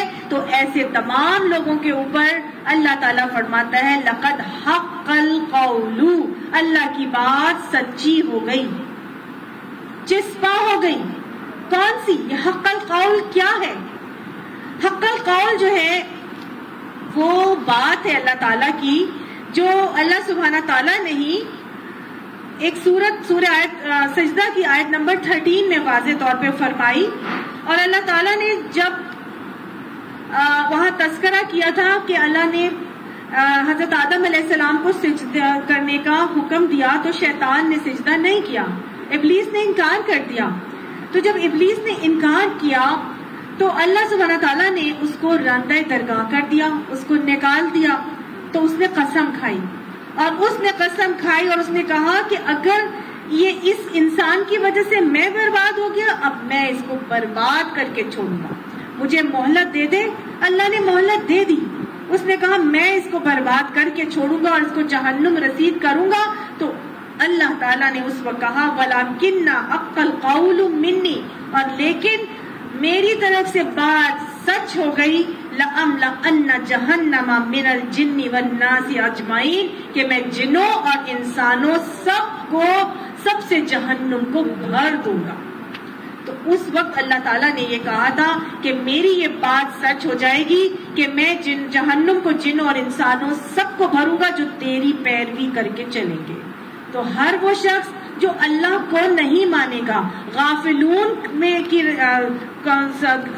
کی کیفیت میں اپنی زندگی گزارے گا، تو پھر اس کے لیے کیا مقدر ہے؟ حق القول، اللہ تعالیٰ کی وہ بات ثابت ہو جائے گی، جذبہ ہو جائے گی. اب یہ لوگ تو وہ لوگ ہیں جو اکثریت میں شامل ہیں، جو ایمان نہیں لا رہے. کیا ریزن ہے؟ کیوں ایمان نہیں لا رہے؟ کوئی تو وجہ ہوگی نا ان کے ایمان نہ لانے کی اور اللہ کا یہ قول ان کے اوپر ثابت ہونے کی. کوئی تو وجہ ہوگی. اللہ تعالیٰ آگے وجہ بتا رہے ہیں، اس کو غور سے دیکھنا ہے اور اپنا محاسبہ کر کے دیکھنا ہے کہیں ہم ان غافلون میں شامل تو نہیں، کہیں ہم نے بھی، ہمارے اندر وہ صفات تو نہیں جس کی وجہ سے ہم بھی ان اکثریت میں شامل ہو جائیں جس کے لیے اللہ تعالیٰ نے حق القول کا معاملہ کرنا ہے، اللہ کی بات ثابت ہونی ہے. تو اللہ تعالیٰ آگے وجہ بتا رہے ہیں، اِنَّا جَعَلْنَا، بے شک ہم نے ڈال دیا ہے یا بنا دیا ہے، فی اعناقہم، ان کی گردنوں میں، اغلالاً، طوق. اللہ تعالیٰ نے ان کی گردنوں میں طوق ڈال دیے ہیں، فَهِيَ إِلَى الْأَذْقَانِ، بس وہ ان کی ٹھوڑیوں تک ہیں، فَهُمْ مُقْمَحُونَ، بس وہ سر اٹھائے کھڑے ہیں. کوئی اللہ نے پہلا ریزن تو یہ دیا کہ اصل میں وجہ یہ ہے کہ وہ ایمان کیوں نہیں لاتے، کیوں غفلت کی زندگی گزارنا چاہتے ہیں، کیونکہ انہوں نے اپنی گردنوں میں طوق ڈال رکھے ہیں، اور وہ ایسے طوق ہیں کہ جس کی وجہ سے وہ طوق ان کی ٹھوڑیوں تک ہے اور وہ اپنے سر اٹھائے کھڑے ہیں اور ان کو کچھ نظر نہیں آتا. ٹھیک ہے نا؟ طوق کیا ہوتا ہے؟ جیسے کہ ایک کالر پہن لیتے ہیں نا، جب آپ کو سروائکل کی پرابلم ہو جاتی ہے تو آپ ایک طوق ڈال لیتے ہیں اپنی گردن میں، اور اس طوق کی وجہ سے، اس کالر کی وجہ سے جو آپ کی ٹھوڑی تک آ رہا ہوتا ہے، آپ اپنے سر کو یوں ہی رکھتے ہیں، ایسے ہی کرتے ہیں، نہ آپ کو ادھر ادھر نظر آتا ہے، نہ آپ سر موڑ سکتے ہیں، آپ کو تو اپنا آپ بھی دیکھنا مشکل ہو جاتا ہے. تو اس ایسے طوق انہوں نے ڈال لی ہیں اپنے گردن کے اندر. یہ جو آناقہم کا طوق ہے نا، یہاں پہ ایسے طوق ہیں کہ جو بتایا جا رہا ہے کہ اس کی وجہ سے ان کے ہاتھ بھی بند گئے، وہ اس کو ہٹا بھی نہیں سکتے. ایسے طوق ہیں کہ دو ٹھوڑیوں تک جکڑ گئے، ہاتھ بھی بندے ہوئے، ٹھوڑیوں تک جکڑے ہوئے، ادھر ادھر بھی نہیں سر گھما کے دیکھ سکتے کہ اپنا آپ ہی دیکھ لیں. یہ کیسے طوق ہیں؟ یہ ہیں تکبر کے طوق، یہ خواہشات نفس کے طوق ہیں، یہ ضد کے طوق ہیں، یہ ڈھٹائی کے طوق ہیں، یہ انا پرستی کے طوق ہیں، یہ دنیا کی محبت کے طوق ہیں. کچھ انہیں نظر نہیں آتا، انا کا معاملہ بنا لیتے ہیں. تکبر اتنا کہ میں سب سے اچھی، میرا طریقہ صحیح، میرا لائف سٹائل سب سے بہتر، میرا سوچنے کا انداز سب سے صحیح. وہ کون ہوتے ہیں کچھ کہنے والے؟ میں اپنے علم کی بنا پہ سب سے زیادہ انٹیلیجنٹ اور سمجھدار، میں نے اپنی دنیا میں اپنا نام کمانا ہے، میرے بچے سب سے آگے نکل جائیں. وہ دنیا کی محبت میں ضد، ڈٹائی، تکبر، انا پرستی کے طوق ہیں، خواہشات نفس کے طوق ہیں. ایسے طوق ہیں کہ جس کی تکبر کی، دیکھیں سر اٹھائے کھڑا ہونا تکبر کی علامت ہے. تو گویا ایسے متکبرین ہو چکے ہیں کہ ان کو تو اپنا آپ بھی نظر نہیں آتا، یہ دوسری جگہ پہ کیا دیکھیں گے. تو گویا ایک ریزن تو یہ ہے کہ یہ اپنے آپ کو بھی دیکھنے کے قابل نہیں رہے، ایسے تکبر کے مارے ہو گئے. وَجَعَلْنَا مِن بَيْنِ أَيْدِيهِمْ سَدًّا، اور ڈال دیا ہے ہم نے، من بین ایدیہم کا مطلب ہے درمیان ان کے دو ہاتھوں کے، تو دو ہاتھوں کے جو درمیان چیز ہوتی ہے وہ کیا ہوتی ہے؟ آگے ہوتی ہے. تو گویا اللہ تعالیٰ فرماتے ہیں ہم نے من بین ایدیہم یعنی ان کے آگے سدن ایک رکاوٹ ڈال دی ہے, آڑ کھڑی کر دی ہے. ومن خلفہم سدن اور ان کے پیچھے ایک آڑ اور رکاوٹ ڈال دی ہے. فاغشیناہم اور ہم نے ڈھانک دیا ہے ان کو. فہم لا یبصرون پھر ان کو کچھ نظر نہیں آتا. صحیح. تو دوسری وجہ بتائی جا رہی ہے ان کی غفلت میں پڑنے اور ایمان نہ لانے کی وجہ سے کیا ہے کہ اللہ تعالیٰ نے ان کے آگے ایک رکاوٹ, پیچھے ایک رکاوٹ اور ان کے سر کے اوپر بھی ایک رکاوٹ ڈال کے گویا ان کو بالکل ایک ڈبے میں جیسے ایک لفٹ میں بند ہو جاتے ہیں نا, آگے دیوار, پیچھے دیوار, دائیں دیوار, بائیں دیوار, چھت پہ دیوار, کچھ نظر نہیں آتا. تو ایسے لوگ ہیں کہ جو نہ اپنے آپ کو دیکھ سکتے ہیں نہ ارد گرد ان کو کچھ نظر آ رہا ہے. ان کی لائف انکیپسولیٹڈ لائفز ہیں, وہ اپنے ہی خیال میں رہتے ہیں, وہ دنیا میں لوگوں کے ساتھ نہیں رہنا چاہتے, وہ خود غرضانہ زندگی ہے, سیلف کریٹڈ اور اپنی ہی فوکس زندگی اپنی مرضی کی گزارنا چاہتے ہیں. میں دو اور میرے بچے دو, بس کوئی تیسرا بیچ میں نہ آئے, نہ ہم کسی سے ملیں, نہ ہم جلیں, نہ کسی سے بات کریں, نہ کسی کی خبر گیری کریں, بس ہماری مرضی, ہم جو مرضی کریں, یہ ہماری زندگی, ہم اپنی مرضی سے اس کو گزاریں. بہت سے لوگ ایسے ہیں جو کسی سے ملنا نہیں چاہتے, نہ وہ پھر کیا ہوتے ہیں, پھر وہ حقوق اللہ سے بھی غافل ہو جاتے ہیں اور حقوق العباد سے بھی غافل ہو جاتے ہیں نا. تو اللہ تعالیٰ نے فرمایا یہاں دو ریزنز بتا دی گئی رکاوٹ اور آڑ کی. کیا ہے کہ ایک ایسی آڑ ہے جسے انہیں اپنا آپ بھی نظر نہیں آتا, اور دوسری آڑ اور رکاوٹ یہ ہے کہ جسے کائنات میں ارد گرد اللہ تعالیٰ کی پھیلی ہوئی نشانیاں بھی انہیں کوئی نظر نہیں آتی, نہ لوگ نظر آتے ہیں. اللہ نے فرمایا تھا اگر مجھے پہچاننا ہے تو فی انفسہم اپنی ذات میں جھانک کر دیکھو اور مجھے پہچانو. وفی الآفاق اور آفاق کائنات میں دیکھو اور میری پھیلی ہوئی نشانیوں کو دیکھ کے مجھے پہچانو. لیکن انہوں نے تو ایسی رکاوٹیں کھڑی کر لی, اپنی زندگی ایسی بنا لی کہ یہ دونوں ہی رکاوٹیں ایمان لانے میں ان کے لیے بھرپور کردار ادا کر رہی ہیں. اصل میں بات یہ کہ اپنے آپ کو بڑا سیانا سمجھتے ہیں. یہ وہ لوگ ہیں جو اپنے آپ کو بہت سیانا سمجھتے ہیں اور اپنی زندگیوں پہ ایک ایسا خول چڑھا کے رکھا ہے اور اسی کے مطابق اپنی مرضی کی زندگی گزارتے ہیں, خود کو نہیں بدلتے, قرآن کو بدل دینا چاہتے ہیں. اللہ تعالیٰ فرماتے ہیں وَسَوَاءٌ عَلَيْهِمْ برابر ہے اوپر ان کے أَأَنذَرْتَهُمْ یا تم ڈراؤ ان کو, ام لم تنذرہم یا نہ تم ڈراؤ ان کو, لا یؤمنون یہ لوگ ایمان نہیں لائیں گے. تو گویا بتا دیا گیا ایسے جکڑے ہوئے لوگ ہیں, ہر قسم سے ہر طرف سے جکڑے ہوئے, تم یا انہیں ڈرا دو یا نہ ڈراؤ, انہوں نے ایمان نہیں لا کے دینا. ایسی اپنی اپنی جو کہہ لو کہ توق میں یہ پھنسے ہوئے کہ ان کو حق نظر ہی نہیں آتا. تو اب کیا کریں؟ اب کیا ایسے لوگوں کو چھوڑ دیا جائے, ان کے حال پر چھوڑ دیں, جیسی مرضی زندگی گزاریں؟ اللہ تعالیٰ نے فرمایا انما تنذرو بے شک صرف تم تو ڈرا سکتے ہو صرف اس کو من اتبع الذکر جو نصیحت کی پیروی کرے. تم صرف اس کو ڈرا سکتے ہو جو نصیحت کی پیروی کرنا چاہے. تو قرآن ہمیں ایک اور جگہ بتاتا ہے فذکر نصیحت کرو ان نفعت الذکر جب تم دیکھو کہ نصیحت فائدہ مند ہو.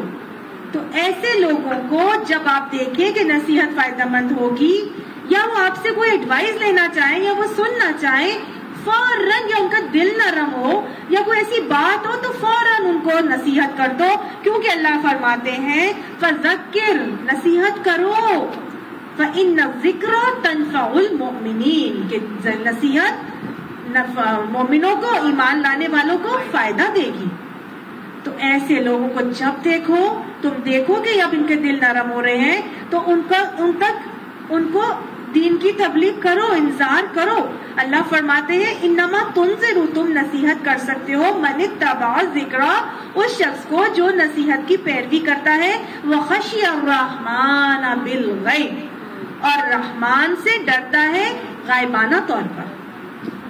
گویا یہ پہچان بتا دی گئی.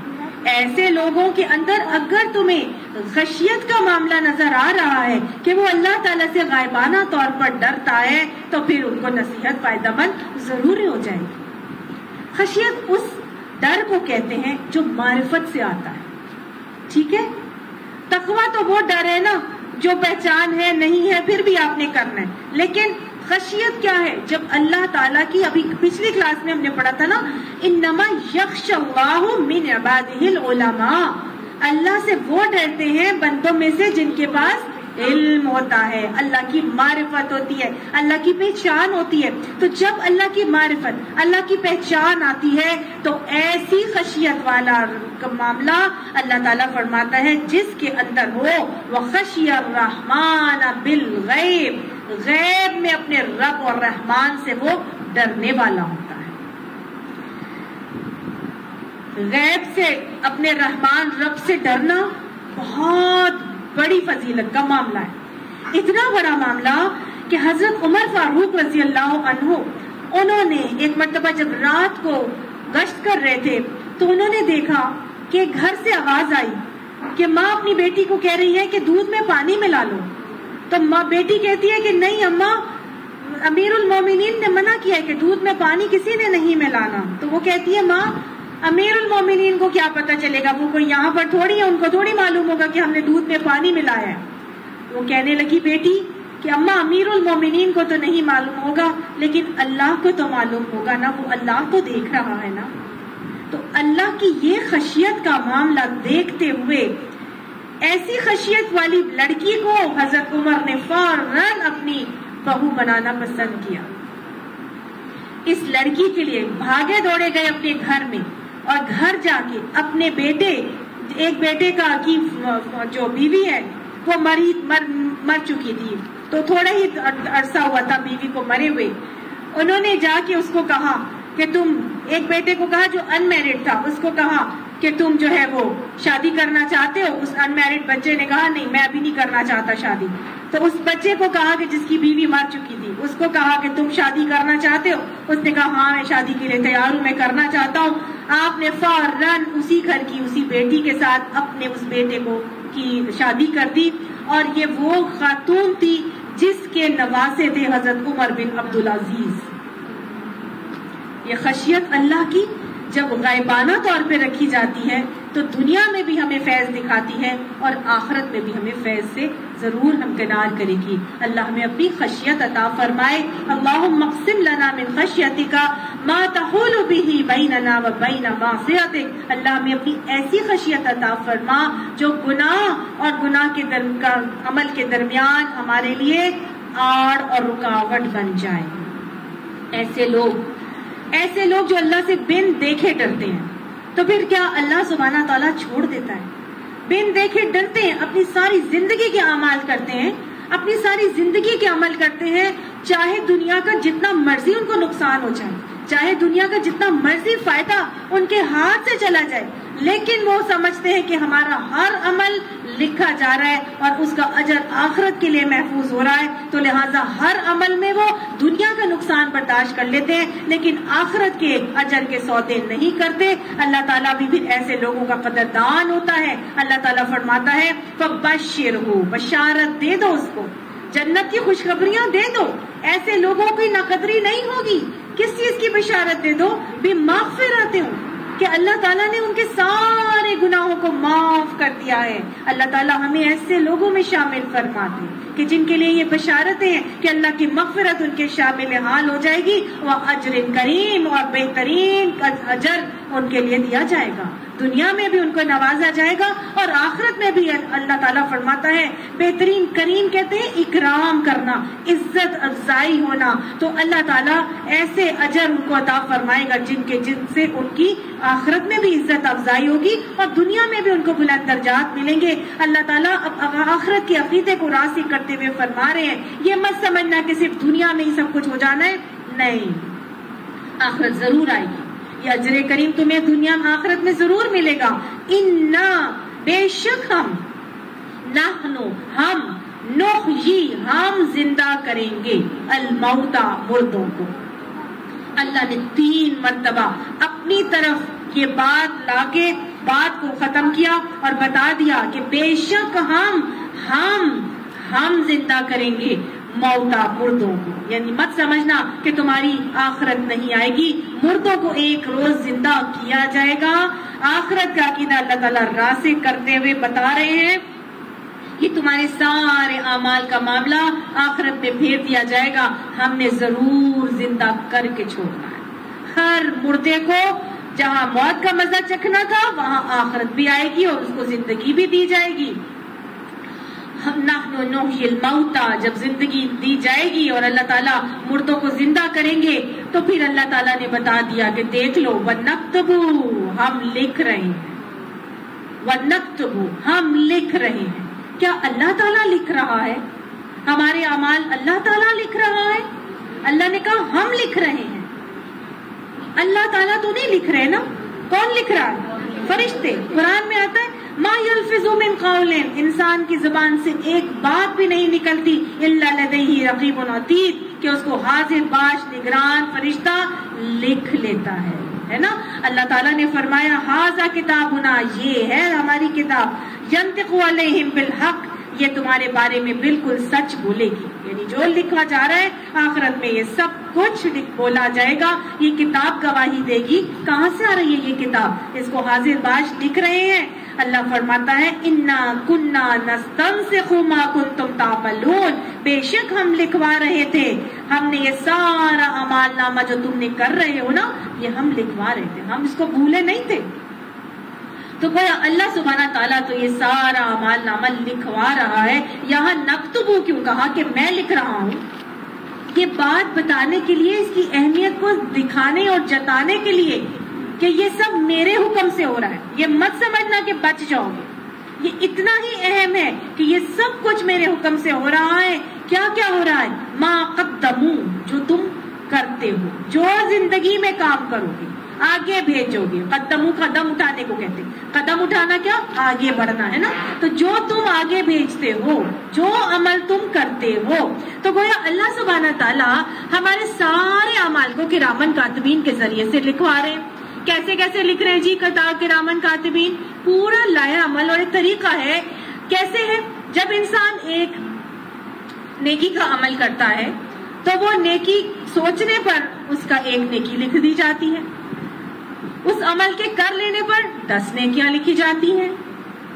اگر برا عمل کرنے سے رک جاتا ہے تو ایک نیکی لکھ دی جاتی ہے، برا عمل کر لیتا ہے تو ایک ہی برائی لکھی جاتی ہے۔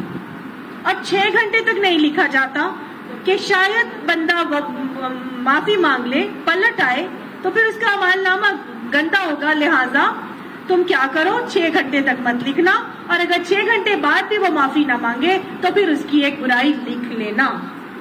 ہر پیر اور جمعرات کو ہمارے اعمال نامے اللہ تعالیٰ کے حضور پیش کیے جاتے ہیں، ان کو علیون یا سجین میں رکھ دیا جاتا ہے، اور ہر روز صبح اور شام فرشتے ہمارے اعمال لے کر اللہ کے حضور پہنچتے ہیں، بتایا جاتا ہے۔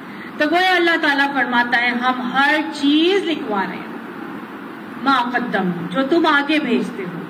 کچھ کام ایسے ہیں جو ہم اپنے عمل کرتے ہیں اور وہ ہمارے اعمال ہیں جو لکھ لیے جاتے ہیں، اور کچھ اعمال وہ ہیں جو ہم صدقہ جاریہ کے طور پہ کرتے ہیں۔ ابھی اس کا اجر نہیں ملے گا، لیکن کیا ہوگا؟ ہمارے بعد اس کا اجر ہمیں ملتا رہے گا، ہماری زندگی میں بھی مل رہا ہوگا، ہمارے بعد بھی مل رہا ہوگا۔ اچھی اولاد کی تربیت کرنا، یا اولاد کو کچھ سکھا دینا، یا کسی کو بھی کوئی نیکی کا عمل سکھا دینا، کوئی کلمہ یاد کرا دینا، کوئی دعا سکھا دینا، کوئی بات قرآن پڑھا دینا، کوئی بھی اچھا نیک کام سکھا دینا، اس کا اجر آخرت تک ملتا ہی رہے گا، اور یہ بہترین صدقہ جاریہ والے اعمال۔ اس کے علاوہ سوئے جاریہ کے اعمال بھی ہیں، کچھ کام ایسے ہیں جو آپ کریں گے، آپ کو دیکھ کے آپ کی اولاد کرے گی۔ آپ بے پردگی سے نکلیں گے، آپ کی بیٹیاں کبھی پردہ نہیں کریں گی۔ آپ نماز نہیں پڑھیں گے، آپ کی بیٹیاں نہیں پڑھیں گی نماز، آپ کی اولاد نہیں پڑھے گی نماز۔ آپ جھوٹ بولیں گے، آپ کی اولاد جھوٹ بولے گی۔ آپ گالیاں نکالیں گے، آپ کی اولادیں گالیاں نکالیں گی۔ ہوتا ہے نا کہ نہیں ایسے ہوتا؟ تو وہ چیزیں جو ہم اچھائی کی سکھا دیں یا ہم برائی کی سکھا دیں، وہ کیا ہے؟ ما قدمو ہے، ہمارے وہ معاملات ہیں جو ہم آگے بھیج رہے ہیں، وہ صدقہ جاریہ بن رہے ہیں یا سوئے جاریہ بن رہے ہیں. اللہ تعالیٰ آگے فرماتا ہے وآثارہم، اور تمہارے آثار بھی ہم لکھوا رہے ہیں. آثار کیا چیز ہے جی؟ اثر کی جمع ہے، ایفیکٹس. کچھ ایسے آثار ہیں جو ہم چھوڑ جاتے ہیں. ایک آثار وہ ہے جو ہم لیونگ آبجیکٹس پہ چھوڑ کے جاتے ہیں، ایک آثار وہ ہے جو نان لیونگ آبجیکٹس پہ چھوڑ کے جاتے ہیں. مثال کے طور پر لیونگ آبجیکٹس ہیں، ہم جو کر رہے ہیں ہماری اولاد دیکھ رہی ہے اور آٹومیٹکلی وہ چیز کر رہی ہے، ٹھیک ہے نا؟ تو یہ وہ آثار ہیں. ہم ایک محفل میں گئے، وہاں پہ ہم نے بالکل رب پسند لباس پہنا ہے، پورا جلباب اچھی طرح سے اپنے آپ کو اور لپیٹ کے مکس فیملی گیدرنگ میں ہم بیٹھے ہیں، تو ہم نے اپنا کیسا اثر چھوڑا؟ کچھ لوگ ہوں گے وہ بہت ایڈمائر کریں گے اور وہ کہیں گے کہ دیکھو یہ بھی تو ہے، یہ کس طرح ایسے بیٹھی رہی، میں بھی تو ایسے بیٹھ سکتی تھی. اس کے برعکس کچھ کوئی لڑکی ہے وہ آئی ہے اور وہ بہت ہی فحش لباس میں آئی اور بہت ہی زلفیں بکھیر کے اور آپ کہہ لیجئے کہ بہت ہی رب ناپسند حلیے میں آئی ہے. اس کو دیکھ کے کچھ لوگ بڑا ایڈمائر کریں گے اور کہیں گے واہ کیا خوبصورت لڑکی، اسمارٹ ہے، کیسے اس نے اپنے آپ کو کیری کیا ہے، میرا بھی تو ایسے ہی فزیک ہے، میں بھی تو اس طرح کی لگ سکتی ہوں، میرے بھی اتنے حسین بال ہیں، میں بھی اسی طرح کی عمر کی ہوں، میں بھی اگر ایسے کپڑے پہنوں میں بھی ایسی ہی لگوں گی. اب کیا ہوگا؟ اس نے بھی اپنا ایک اثر چھوڑا ہمارے اوپر اور دوسری والی جو تھی اس نے بھی ہمارے اوپر اثر چھوڑا. تو یہ وہ اثر ہے جو ہم انڈائریکٹلی حاصل کر رہے ہیں لوگوں سے. اب ہم جب قرآن پڑھ لیتے ہیں یا قرآن کلاسز میں آتے ہیں تو ہم بھی ایک ماڈل بن جاتے ہیں. لوگ ہم سے بھی دیکھ کے ایک اثر قبول کرتے ہیں. آٹومیٹکلی لوگ اسیوم کرتے ہیں کہ یہ قرآن کلاس میں جا رہی ہے، اتنے سال سے جا رہی ہے، تو یقیناً اس کو یہ بات پتا ہوگی. اب اگر قرآن کلاسز میں جانے والی خاتون مہندی کی یا محفل میں یا پھر کسی بھی کانسرٹ میں بیٹھ کے تالیاں بھی بجائے اور اپنے پاؤں بھی ہلائے اور اپنی چٹکیاں بھی بجائے تو کیا مطلب لوگوں پہ کیا تاثر قائم کرے گی کہ قرآن ہمیں کیا تعلیم دے رہا ہے؟ ایسا ہی ہے نا؟ تو لوگ سمجھیں گے کہ یہ قرآن پڑھنے والی اگر ایسے کر رہی ہے تو اب ہم اپنی نمائندگی نہیں کر رہے، اب تو ہم قرآن کی نمائندگی کر رہے ہیں. تو لہٰذا اب ہم نے اپنا کیسا تاثر قائم کرنا ہے، کیسے اثر چھوڑنے ہیں، یہ اب میں نے اور آپ نے ڈیسائیڈ کرنا ہے. کیونکہ اللہ تعالیٰ فرماتا ہے وَنَكْتُبُ، میں لکھ رہا ہوں، مَا قَدَّمُوا، جو تم خود کر کے جا رہے ہو، وہ آثارہم، اور تمہارے آثار بھی. اس کے علاوہ کچھ نان لیونگ آبجیکٹس پہ آثار ہوتے ہیں. مثال کے طور پر فنگر پرنٹس ہوتے ہیں. جیسے کہ قتل ہوتا ہے تو اس میں جا کے قاتل کو فنگر پرنٹس کی وجہ سے تلاش کیا جاتا ہے. بالکل اسی طرح ہم کسی چیز کو اٹھاتے ہیں، پکڑتے ہیں، چلتے ہیں تو ہمارے وہ آثار ان نان لیونگ آبجیکٹس کے اوپر مرتب ہوتے جاتے ہیں. میں آپ گھر سے نکلی، آپ نے اپنا قرآن اٹھایا، آپ نے اپنا برقع پہنا، آپ نے دروازے کا ہینڈل ہلایا، آپ کے سارے فنگر پرنٹس جو تھے وہ ان چیزوں پہ پڑتے چلے گئے. آپ یہاں آ کے بیٹھی، جتنے قدم چل کے آئی، وہ گاڑی کا دروازہ کھولا اس میں بھی پرنٹ ہو گیا. پھر یہاں پر آئی، جتنے قدم چل کے آئی وہ پرنٹنگ ہو گئی. اس کے بعد آئی قرآن کھولا، اس پہ ہر پیج کے اوپر پرنٹ ہوتا گیا، آپ کا ثبت ہوتا گیا. یہ فنگر پرنٹس آپ کے پرنٹ ہوتے چلے جائیں گے. اسی طرح سے جب کہیں نماز پڑھی جاتی ہے تو نماز پڑھنے کی والی جگہ وہ بھی گواہی دے گی قیامت والے دن نا. یومئذ تحدث اخبارها، اس دن زمین کیا کرے گی؟ بیان کرے گی، اپنے اوپر ہونے والی خبریں بیان کرے گی. گویا وہ جو پرنٹس اس کے اوپر امپرنٹ ہم کر آئے ہیں، کیسی کیسی محفلوں میں گئی تھی، کیا کیا وہاں پر کیا تھا، کیا کیا تنہائی میں کیا، کیا کیا اجتماعیت سے کیا، کیا کیا محفلوں میں کیا، اور کیا کیا اچھے کام کیے اور کیا کیا برے کام کیے، وہ سب کچھ زمین بولے گی، بیان کر دے گی. اللہ تعالیٰ لکھواتے جا رہے ہیں، یہ سب کچھ لکھا جا رہا ہے. جب یہ سب کچھ لکھا جا رہا ہے تو یہ تو ایک ایسا لکھا ہے جو بتایا جا رہا ہے اللہ تعالیٰ کی طرف سے کہ ہم وَكُلَّ شَيْءٍ أَحْصَيْنَاهُ فِي إِمَامٍ مُبِينٍ، ہر چیز ہم نے أَحْصَيْنَاهُ کا مطلب ہوتا ہے شمار کر کے رکھی ہے. شمار جب عرب شمار کرتے تھے نا کسی چیز کو اور پکی طرح سے انہوں نے کاؤنٹنگ کرنی ہوتی تھی تو وہ شمار کرنے کے لیے پتھر استعمال کرتے تھے تاکہ ان کی گنتی بھول نہ جائے. سمجھ آئی؟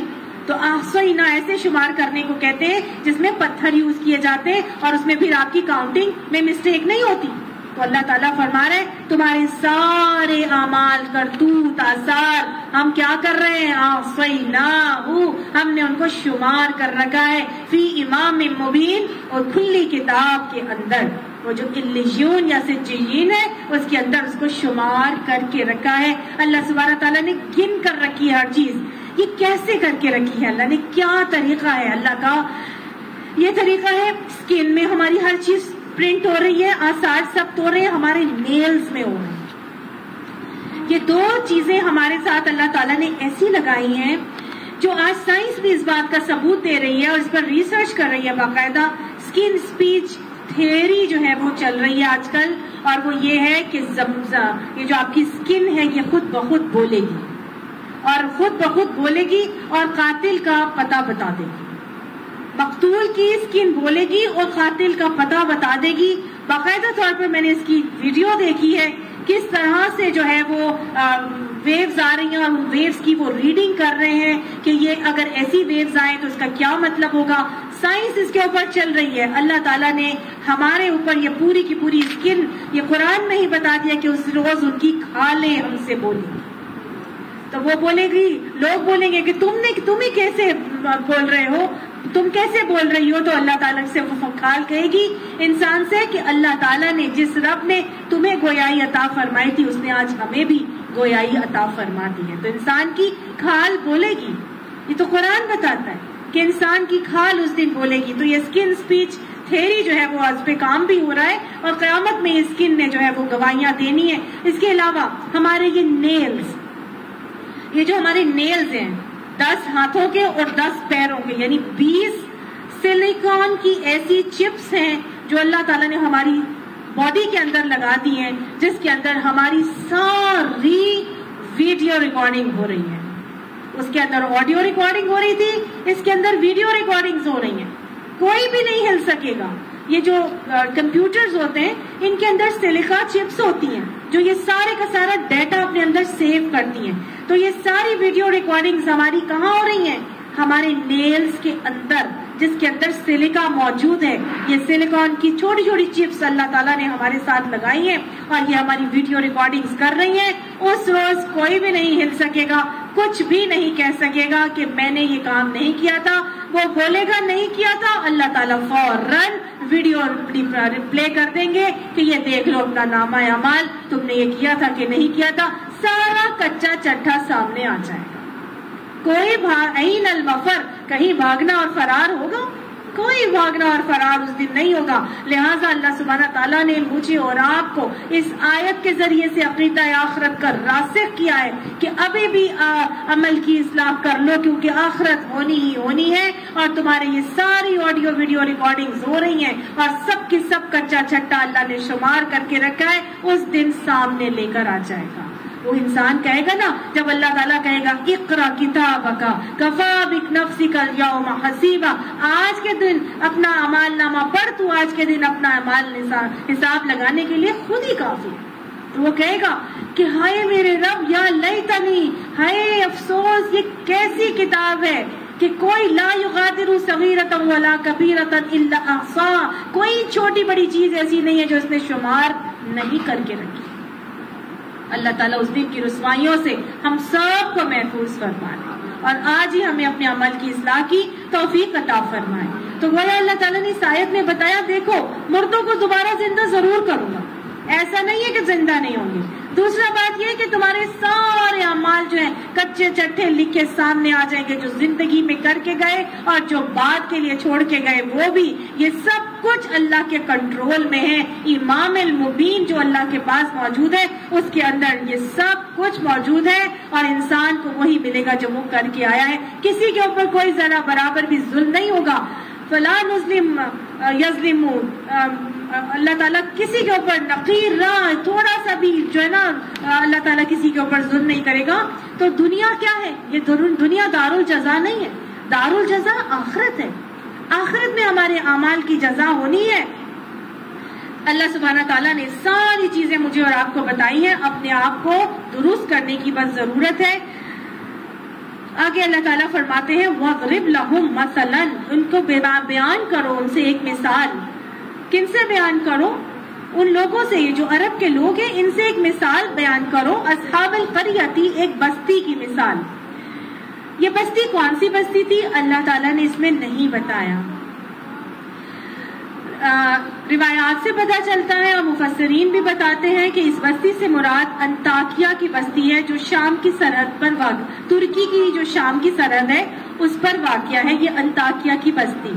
لیکن جب اللہ سبحانہ تعالیٰ نے اس بستی کا نام نہیں بتایا تو اس کا مطلب یہ ہے کہ ہمیں بھی ان باتوں میں نہیں پڑنا چاہیے، کیونکہ اصل بات یہ ہے کہ اس بستی کی وجہ سے یا اس تذکرے کی وجہ سے اللہ سبحانہ تعالیٰ ہمیں کچھ عبرت دکھانا اور سکھانا چاہ رہے ہیں. اگر ہم بستی کے اوپر فوکس کریں گے نا تو پھر ہم اصل عبرت جو ہم حاصل کرنا تھی وہ اس سے محروم ہو جائیں گے.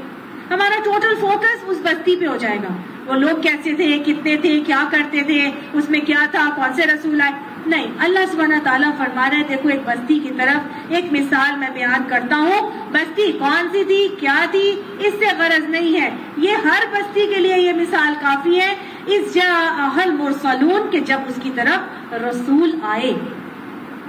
بے شمار رسول اللہ تعالیٰ نے ایک بستی میں بھیجے اور اللہ تعالیٰ بھیجا بھی کرتے تھے. تو گویا انطاکیہ کی بستی کے ساتھ بھی کہا گیا ہے کہ بہت سارے رسول آئے تھے. تو ریزن یہ تھی بتانے کی کہ ایک بستی ہے جہاں پر بہت سارے رسول بھیجے گئے تھے.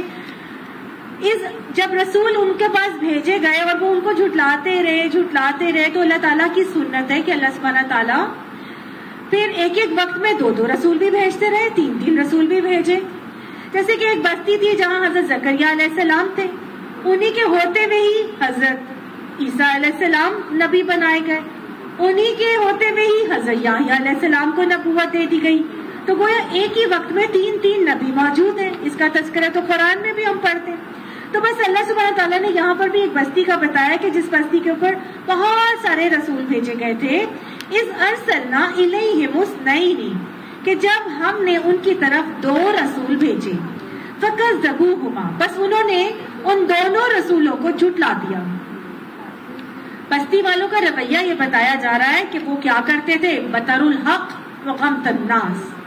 انہوں نے رسولوں کی تکذیب کی، حق بات سے انکار کر دیا، انہوں نے ان کو جھٹلا دیا. انہوں نے کہا ہم نہیں مانتے. فَعَزَّزْنَا بِثَالِثٍ تو اللہ سبحانہ تعالیٰ نے 3 رسول کو بھیج کے اس کی مدد فرمائی. یعنی ایک بستی میں 2 رسول آئے، ان دونوں رسولوں کو جھٹلا دیا گیا. اللہ نے ان کی مدد کے لیے ایک 3 رسول کو بھیجا. فَقَالُوا پس ان سب نے کہا اِنَّا إِلَيْكُمْ مُرْسَلُونَ بے شک ہم سب تمہاری طرف رسول بنا کر بھیجے گئے، اللہ کی طرف سے رسول بن کر آئے. وہ سب کہنے لگے وہ سب کہنے لگے بستی کے لوگ، وہ کیا کہنے لگے، ما انتم نہیں ہو تم الا بشر مثلنا مگر ایک بشر ہو ہماری طرح کے، نہیں ہو تم مگر ایک بشر ہو ہماری طرح کے. وما انزل الرحمن من شیء رحمان نے کچھ بھی نہیں نازل کیا. ان انتم الا تکذبون نہیں ہو تم مگر جھوٹے. نبیوں نے کہا کہ ہم کیا ہیں، اللہ کے بھیجے ہوئے رسول ہیں تمہاری طرف. لیکن لوگوں نے فوراً انکار کر دیا اور کہنے لگے نہیں، تم تو بس ایک بشر ہو ہماری طرح کے، اللہ نے کوئی چیز بھی نازل نہیں کی ہے، کوئی کتاب، کوئی صحیفے، کوئی احکامات نہیں نازل کیے، تم لوگ جھوٹ بول رہے ہو، تم جھوٹے ہو. ایک بات تو یہ سمجھ آ رہی ہے کہ رسولوں کو جھٹلا دیا انہوں نے، اور وجہ کیا بتائی کہ تم ہماری ہی طرح کے بشر ہو. ہمیشہ ہر دور میں ایسا ہی ہوا ہے. ہمارے گھر کوئی الیکٹریشین آتا ہے، کوئی کارپینٹر آتا ہے، کوئی کام کرنے کے لیے آتا ہے، پلمبر وغیرہ. ہم اس کو تو نہیں کہتے تم کیا صحیح کرو گے، تم تو ہماری ہی طرح کے ایک بشر ہو، ہے نا. ہم ڈاکٹر کے پاس جاتے ہیں، اپنی بیماری لے کر جاتے ہیں، وہ سرجن کے پاس جاتے ہیں، اپنی بیماری بتاتے ہیں، وہ کہتے ہیں ایسے آپریشن ہوگا یا یہ نسخہ لے لیں، یہ دوائی لے لیں، اس طرح سے ٹھیک ہو جائیں گے. ہم اس کو تو نہیں کہتے تم کیا ہمیں ٹھیک کرو گے، تم تو ہماری طرح کے ایک بشر ہو. کبھی ہم نے کہا نہیں کہا. لیکن نبی کی بات کو ماننے کے لیے سب کے دل میں یہ رکاوٹ آ جاتی تھی کہ تم تو ہماری ہی طرح کے ایک انسان ہو، تم کون سے ہمیں ہدایت دو گے؟ ہدایت حاصل کرنے کے لیے ایک رکاوٹ اور آڑ یہ شیطان کا وسوسہ ہے جو اس نے ہر دور میں ڈالا. عام معاملات میں تو ہم نے کبھی بھی کسی کو نہیں کہا کہ تم ہمیں کیا سکھاؤ گے، تم ہماری طرح کے تو ہو، تم نے ٹھیک ہے تو ہم اپنا خود ہی علاج کر لیں گے. ہم تو نہیں ایسے کرتے. لیکن نبی کیا ہے؟ علی صراط مستقیم ہے، اللہ کی طرف سے صراط مستقیم پر ہیں، ہدایت یافتہ ہے. وہی لتہدی الی صراط مستقیم کرتے، لوگوں کو صراط مستقیم کی طرف ہدایت دیتے ہیں.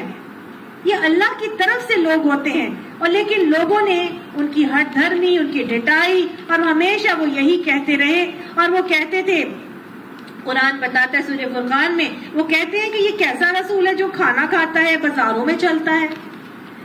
وہ کہتے ہیں لوگوں کے پاس جب ہدایت آئی تو کوئی چیز انہیں ایمان لانے سے روکنے والی اس کے سوا نہ تھی کہ انہوں نے کہا کیا اللہ نے بشر کو رسول بنا کر بھیج دیا؟ تو اللہ تعالیٰ جواب دیتا ہے کہ ہم نے تم سے پہلے انسانوں ہی کو رسول بنا کر بھیجا جن پر ہم وہی کرتے تھے. اگر تم انہیں جانتے تو نہیں جانتے تو اہل علم سے پوچھ لو. اور ہم نے ان کو ایسے جسم نہیں بنایا تھا کہ وہ کھانا نہ کھائیں، نہ ہی وہ ہمیشہ جینے والے تھے.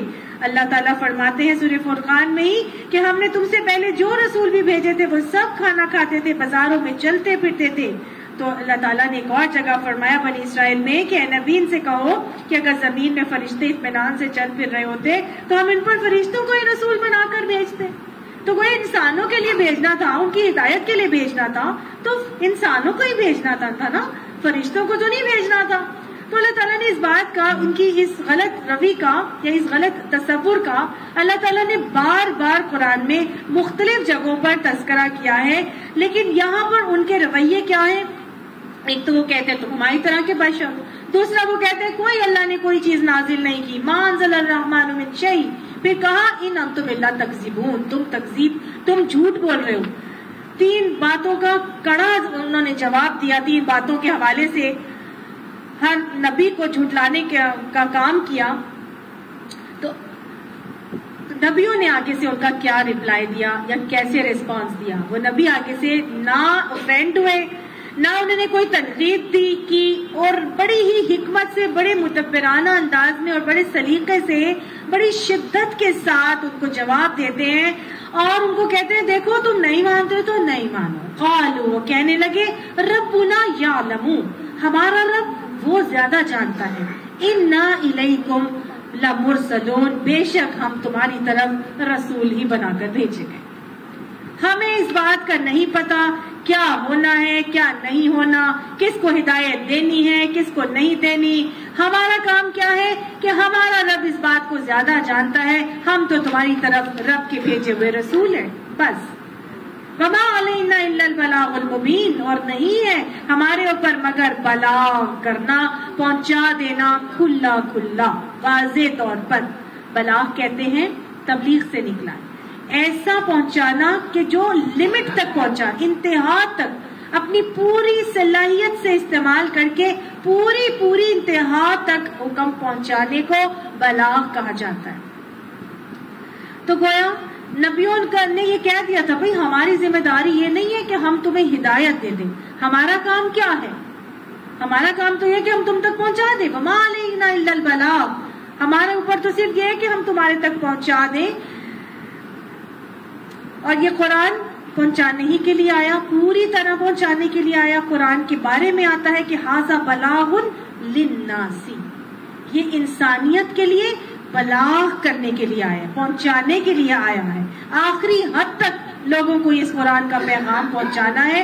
آپ صلی اللہ علیہ وآلہ وسلم نے عربوں تک تو پہنچایا، اور اس کے بعد جب حجت الوداع کا موقع ہوا پھر آپ صلی اللہ علیہ وآلہ وسلم نے فرما دیا تھا بلغوا انی ولو آیا، میرے سے لے کے ایک آیت ہی لے لو اور لیکن آگے پہنچا دو. آپ نے یہ بھی فرمایا تھا بلغوا شاہد و غائب، کہ جو حاضر ہے وہ غائب تک میرے سارے کے سارے پیغام کو پہنچا دیں.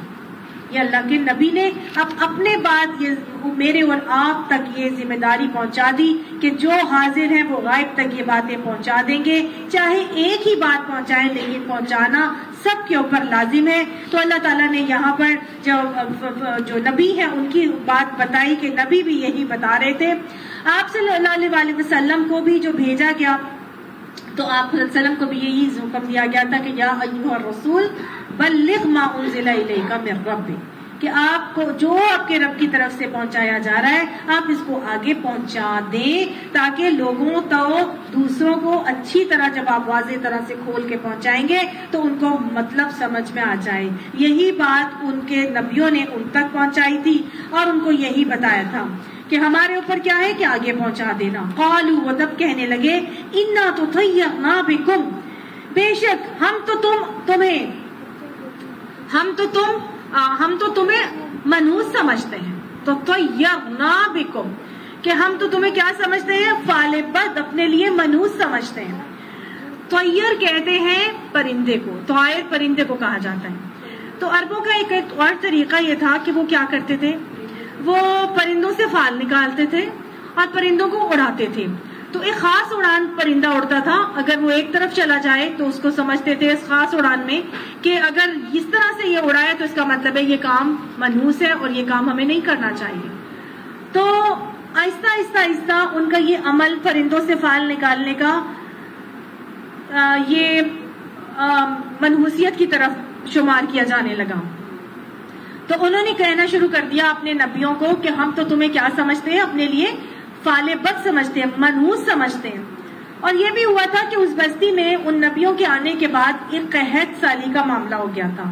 تو کفار کی تو ہمیشہ یہ عادت رہی ہے کہ وہ اللہ کا نام لیوا لوگوں کو ہمیشہ اپنے اوپر آئی ہوئی مصیبتوں کا ذمہ دار ٹھہراتے ہیں، اور وہ یہ کہنے لگے یہ ان سے پہلے تو ایسا کوئی قحط نہیں تھا، جب سے یہ نبی آ گئے تب سے ہمارے اوپر یہ منحوس ہے، اور ان کی وجہ سے ہمارے اوپر ان کے منحوسیت کے سائے کی وجہ سے ہمیں قحط میں ہم مبتلا ہو گئے۔ تو آگے سے کہنے لگے کہ ہم تو تمہیں منحوس سمجھتے ہیں اپنے لیے، لئن لم تنتہوا، اگر تم باز نہیں آئے، لنرجمنکم، البتہ ہم رجم سمسار کر دیں گے تمہیں، وَلَيَمَسَّنَّكُمْ، اور البتہ ہم چھوئیں گے تم کو، منا اپنے پاس سے، عذاب علیم، ایک دردناک عذاب۔ یعنی کہ اگر تم باز نہیں آئے اپنے باتوں سے، اپنے احکامات سے، اپنے اعمال سے، نبیوں کو انہوں نے دھمکی دی اور یہ کہا کہ تم تو منحوس ہو ہمارے لیے، اگر تم اپنے ان کاموں سے باز نہ آئے ہدایت دینے والے معاملات سے، تو ہم تمہیں نہ صرف سنسار کریں گے بلکہ دردناک عذاب بھی دیں گے۔ کیا ایسی بات تھی؟ کیوں انہوں نے اتنا سخت رویہ اختیار کیا اپنے نبیوں کے لیے کہ اتنی بڑی دھمکی دے دی جنہوں نے ان لوگوں کے لیے جو ان کو اللہ کی طرف بلا رہے تھے؟ تو اصل میں بات یہ ہے کہ ہمیشہ سے ایسے ہی رہا ہے کہ اچھی بات کی طرف بلانے والے لوگوں کی ہمیشہ مخالفت کی جاتی ہے، ان کو کبھی بھی پسند نہیں کیا جاتا۔ وہ کیا کہتے ہیں، کس بات پہ ان کی مخالفت ہوتی ہے؟ قالوا، انہوں نے نبیوں نے کہا طائرکم معکم، تمہاری فالوبت تو تمہارے اپنے ساتھ ہے، ان ذکرتم، تم اس لیے ہمیں اتنا زیادہ نصیحت، مطلب تم اتنی زیادہ ہمیں اس لیے وہ کر رہے ہو، ہم پر مبعوث ہو رہے ہو کہ تمہیں نصیحت کی ہے، ان ذکرتم، کیا تمہیں نصیحت کی گئی ہے، اس وجہ سے تم اتنے مبعوث ہم پر ہو رہے ہو؟ بل انتم قوم مسرفون، بلکہ تم اسراف کرنے والے لوگ ہو۔ اصل بات بتا دی گئی کہ اصل فعل بد تو تمہارے اپنے گلے میں لٹک رہی ہے۔ قرآن پاک میں اللہ تعالیٰ فرماتے ہیں وَكُلَّ إِنسَانٍ، ہر انسان کے، الزمناہ، لازم کر دیا ہے ہم نے اس کے لیے، طائرہ، پرندہ اس کا، فعل بد اس کی، فی عنقہ، اس کی گردن میں، یعنی ہم نے ہر انسان کی گردن میں ہم نے اس کا فعل بد لٹکا دی ہے۔ اس کا کیا مطلب ہے؟ پڑھ کے آ چکے ہیں ہم کہ بھائی تمہارا اپنا عمل ہے جس کی وجہ سے تمہارے ساتھ برا معاملہ ہوتا ہے، تمہارے غلط عمل کی وجہ سے تمہارے اوپر کوئی مصیبت آتی ہے، یہ تمہارے اپنے عمل ہے، تمہاری گردن میں لٹک رہے ہیں، تم جو کر رہے ہو وہ اس کی وجہ سے بھگت رہے ہو۔ ہر انسان کے ساتھ، کسی کے کرنے سے کسی کا کچھ نہیں بگڑتا، یہ بتا دیا گیا قرآن پاک میں. اگر تمہارے ساتھ برا ہو رہا ہے تو وہ تمہارے اپنے کسب عمل کی وجہ سے. قرآن میں بارہا اس بات کو اللہ تعالیٰ نے بتا دیا ہے. تو یہی بات ان کے نبیوں نے بھی کہی. کیوں بتا دیا کہ تمہارے فال بد تو تمہارے ساتھ ہی ہے. اصل وجہ یہ ہے تمہارا ہم پر مبعوث ہونے کی کہ تمہیں نصیحت کی جا رہی ہے. تم تو حد سے بڑے ہوئے لوگ ہو. تو کبھی بھی اصلاح کرنے والے لوگوں کو عوام الناس پسند نہیں کرتی، اس لیے کہ عوام الناس اپنی خواہشات کی رو میں بہہ رہی ہوتی ہے. وہ کہتی ہے میں جو مرضی کروں، میں جیسے مرضی کروں. آپ کو کسی کو اٹھے اور شادی کے لیے معاملہ کے لیے اس کو بولے کہ بھائی اتنی فضول خرچی کرنے کی کیا ضرورت ہے، سمپل طریقے سے شادی کر لیں، تو نصیحت کرنے والے کو سارے لوگ اٹھ کے پڑتے ہیں اور کہتے ہیں کیا مطلب ہے، اب ہم خوشی بھی نہیں منا سکتے، اب تم کہتی ہو ہم کپڑے بھی نہ پہنے، اب ہم کھانا بھی نہیں کھا سکتے اپنی مرضی کا، اب ہم خوشیاں بھی نہیں منا سکتے اپنی مرضی کی.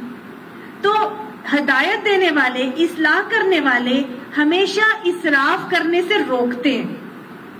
دین اعتدال سکھاتا ہے، ہدایت کرنے والے اعتدال کی طرف لاتے ہیں.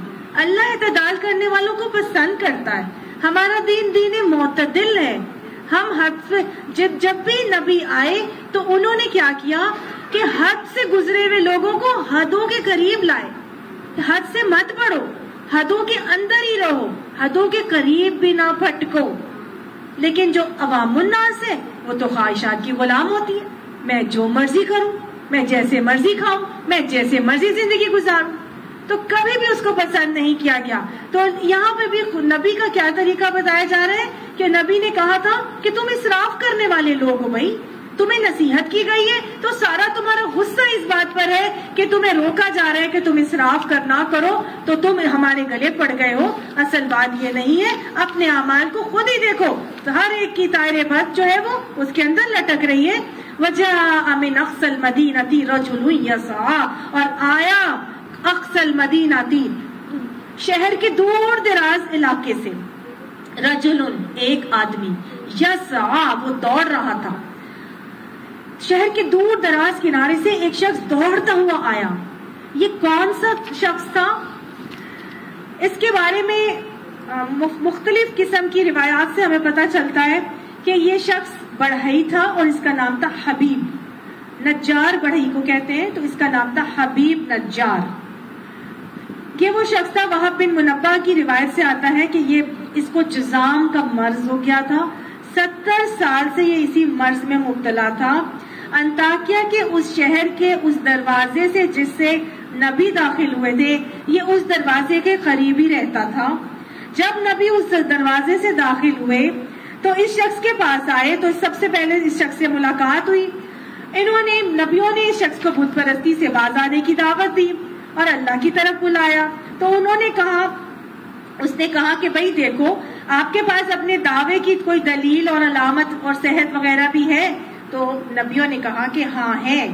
تو اس نے کہا کہ اچھا، پھر میری یہ جزام کی بیماری ہے، 70 سال سے ہے، اگر آپ اس بیماری کو ٹھیک کر دیں گے تو ہم جو ہے وہ میں آپ کی بات مان لوں گا. تو اس نے آگے سے نبیوں نے کہا کہ ہاں ٹھیک ہے، ہم اپنے رب سے دعا کریں گے، تمہیں تندرستی عطا فرما دے گا.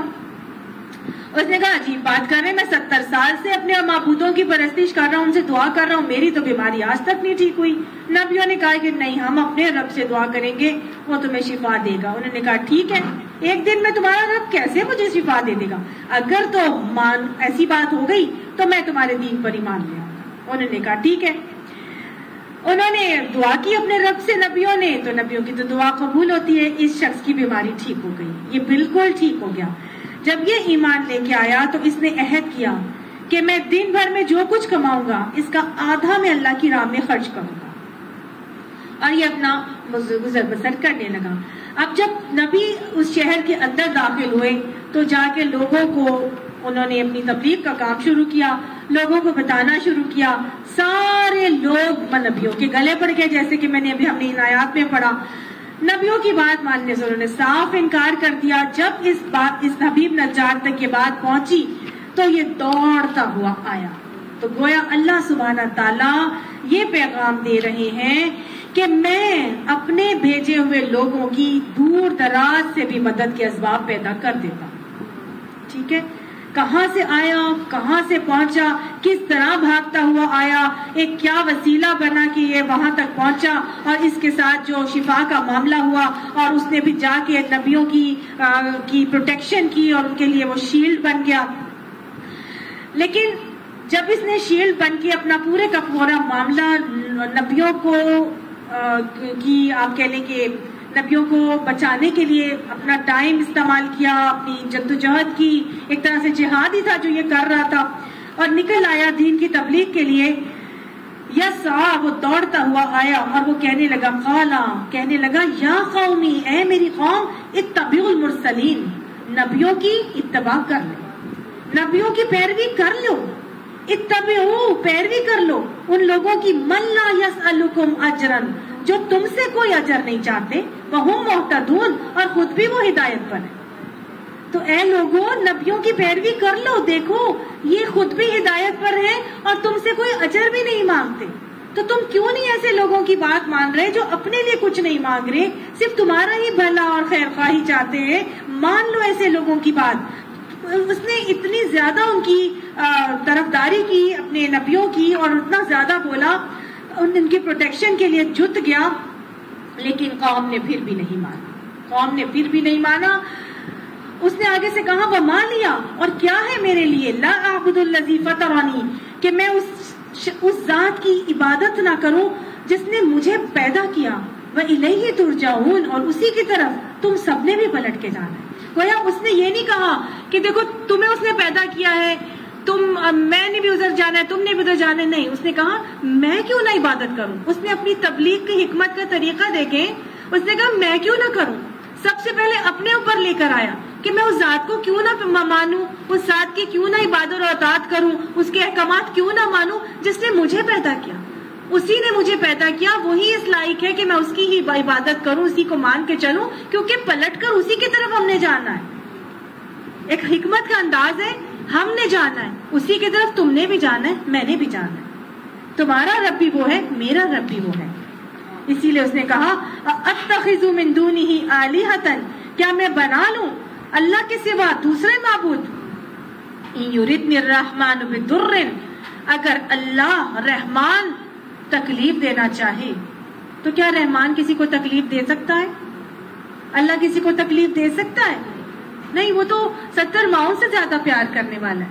لیکن اللہ یہاں فرما رہا ہے کہ اس شخص نے کہا کہ اگر اللہ کسی کو تکلیف دینا چاہے, درن, تکلیف میں مبتلا کرنا چاہے, تو اگر اللہ مجھے اور آپ کو تکلیف میں مبتلا کر بھی رہا ہے تو شاید ظاہریت میں وہ ہمیں تکلیف نظر آ رہی ہے, لیکن حقیقت میں اس رحمان رب کی, حکمت بھرے رب کے اس فیصلے میں میرے لیے دنیا کی اور آخرت کی کوئی نہ کوئی بھلائی ہی پوشیدہ ہے. یہ ہمارا ایمان ہونا چاہیے. تو وہ کہتے ہیں اگر اللہ ہمیں کوئی تکلیف دینا چاہے تو لا تغنی عنی شفاعتہم شیئا ولا ینقذون, تو پھر نہ ان کی شفاعت میرے کس کام آ سکتی ہے, اور نہ ہی یہ جو دوسرے معبود جنہیں تم پکڑتے ہو اپنی عبادت کے لیے, یہ ہماری کوئی شفاعت بھی نہیں کر سکیں گے. اور ان کا یہ عقیدہ تھا کہ ہم ان کی عبادت اس لیے کرتے ہیں کہ اللہ کے حضور ہماری سفارش کروا دے. تو اس شخص نے صاف بول دیا کہ بھائی دیکھو, اگر اللہ کے نزدیک کوئی کسی کی سفارش نہیں کرا سکے گا, یہ جن کو تم پوج رہے ہو اللہ کو چھوڑ کر, یہ بھی سفارش نہیں کرا سکیں گے. اگر اللہ ہی کی طرف سے کوئی تکلیف آنی ہوگی تو وہ آ کے رہے گی. اس بات کے لیے تیار ہو جاؤ. انی اذا لفی ضلال مبین, بے شک میں تو پھر بہت ہی کھلی گمراہی میں ہو جاؤں گا اگر میں نے یہ بات مان لی, یہ باتیں پوری کر لی. انی آمنت بربکم, بے شک میں تمہارے رب پر ایمان لے آیا. اس نے یہ نہیں کہا کہ میں اپنے رب پر ایمان لایا. دیکھیں تبلیغ کا طریقہ اور حکمت انداز طریقہ کیا ہے, میں تمہارے رب پر ایمان لایا ہوں. فاسمعونی, میری بات سن لو. پہلے کہا تھا میں کیوں نہ اس کو مانوں جس نے مجھے پیدا کیا, اب کہہ رہا ہے میں تمہارے رب پر ایمان لایا ہوں, تم میری بات سن لو. ومن احسن قولا ممن دعا الی اللہ وعمل صالحا, اس شخص سے اچھی بات اور کس کی ہوگی جو اللہ کی طرف لوگوں کو بلاتا ہے اور پھر عمل صالحا کرتا ہے. وقال اننی من المسلمین, اور پھر وہ کہتا ہے میں تو اللہ کے لیے فرما بردار ہو گیا.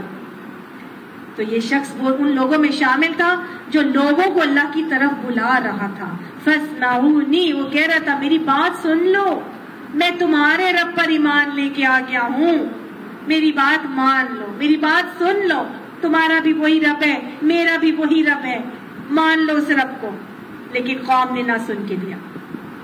قوم اس پہ ٹوٹ پڑی، اس کے اوپر ایسا ٹوٹے، ایسا پلٹے، اتنا مارا. ابن مسعود کی روایت میں آتا ہے کہ لاتوں اور ٹوکروں سے سب نے مل کر اس کو اتنا مارا کہ مار مار کے اس کو شہید کر دیا. اور بعض روایات میں آتا ہے کہ بے تحاشا مار پڑنے پر بھی وہ یہی کہتا جاتا تھا کہ ربی اہدی قومی، اے میرے رب میری قوم کو ہدایت دے دے، اے میرے رب میری قوم کو ہدایت دے دے. اتنا زیادہ حریص تھا کہ اللہ میری قوم کو ہدایت دے دے. یہ وہ واحد شخص تھا جو مرنے پر بھی مانگتا رہا اپنی قوم کی ہدایت، اور جب اللہ کے پاس جائے گا تب بھی اللہ تعالیٰ سے اپنی قوم ہی کی بات کر رہا ہوگا.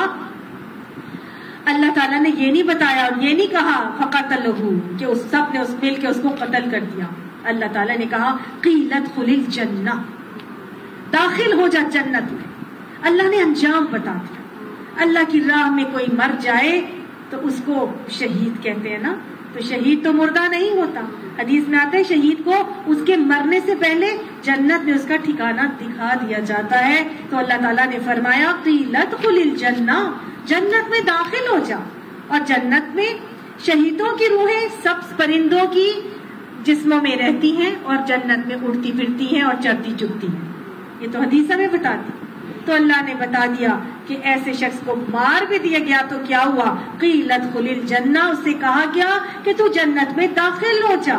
وہ تو امر ہی ہو گیا نا.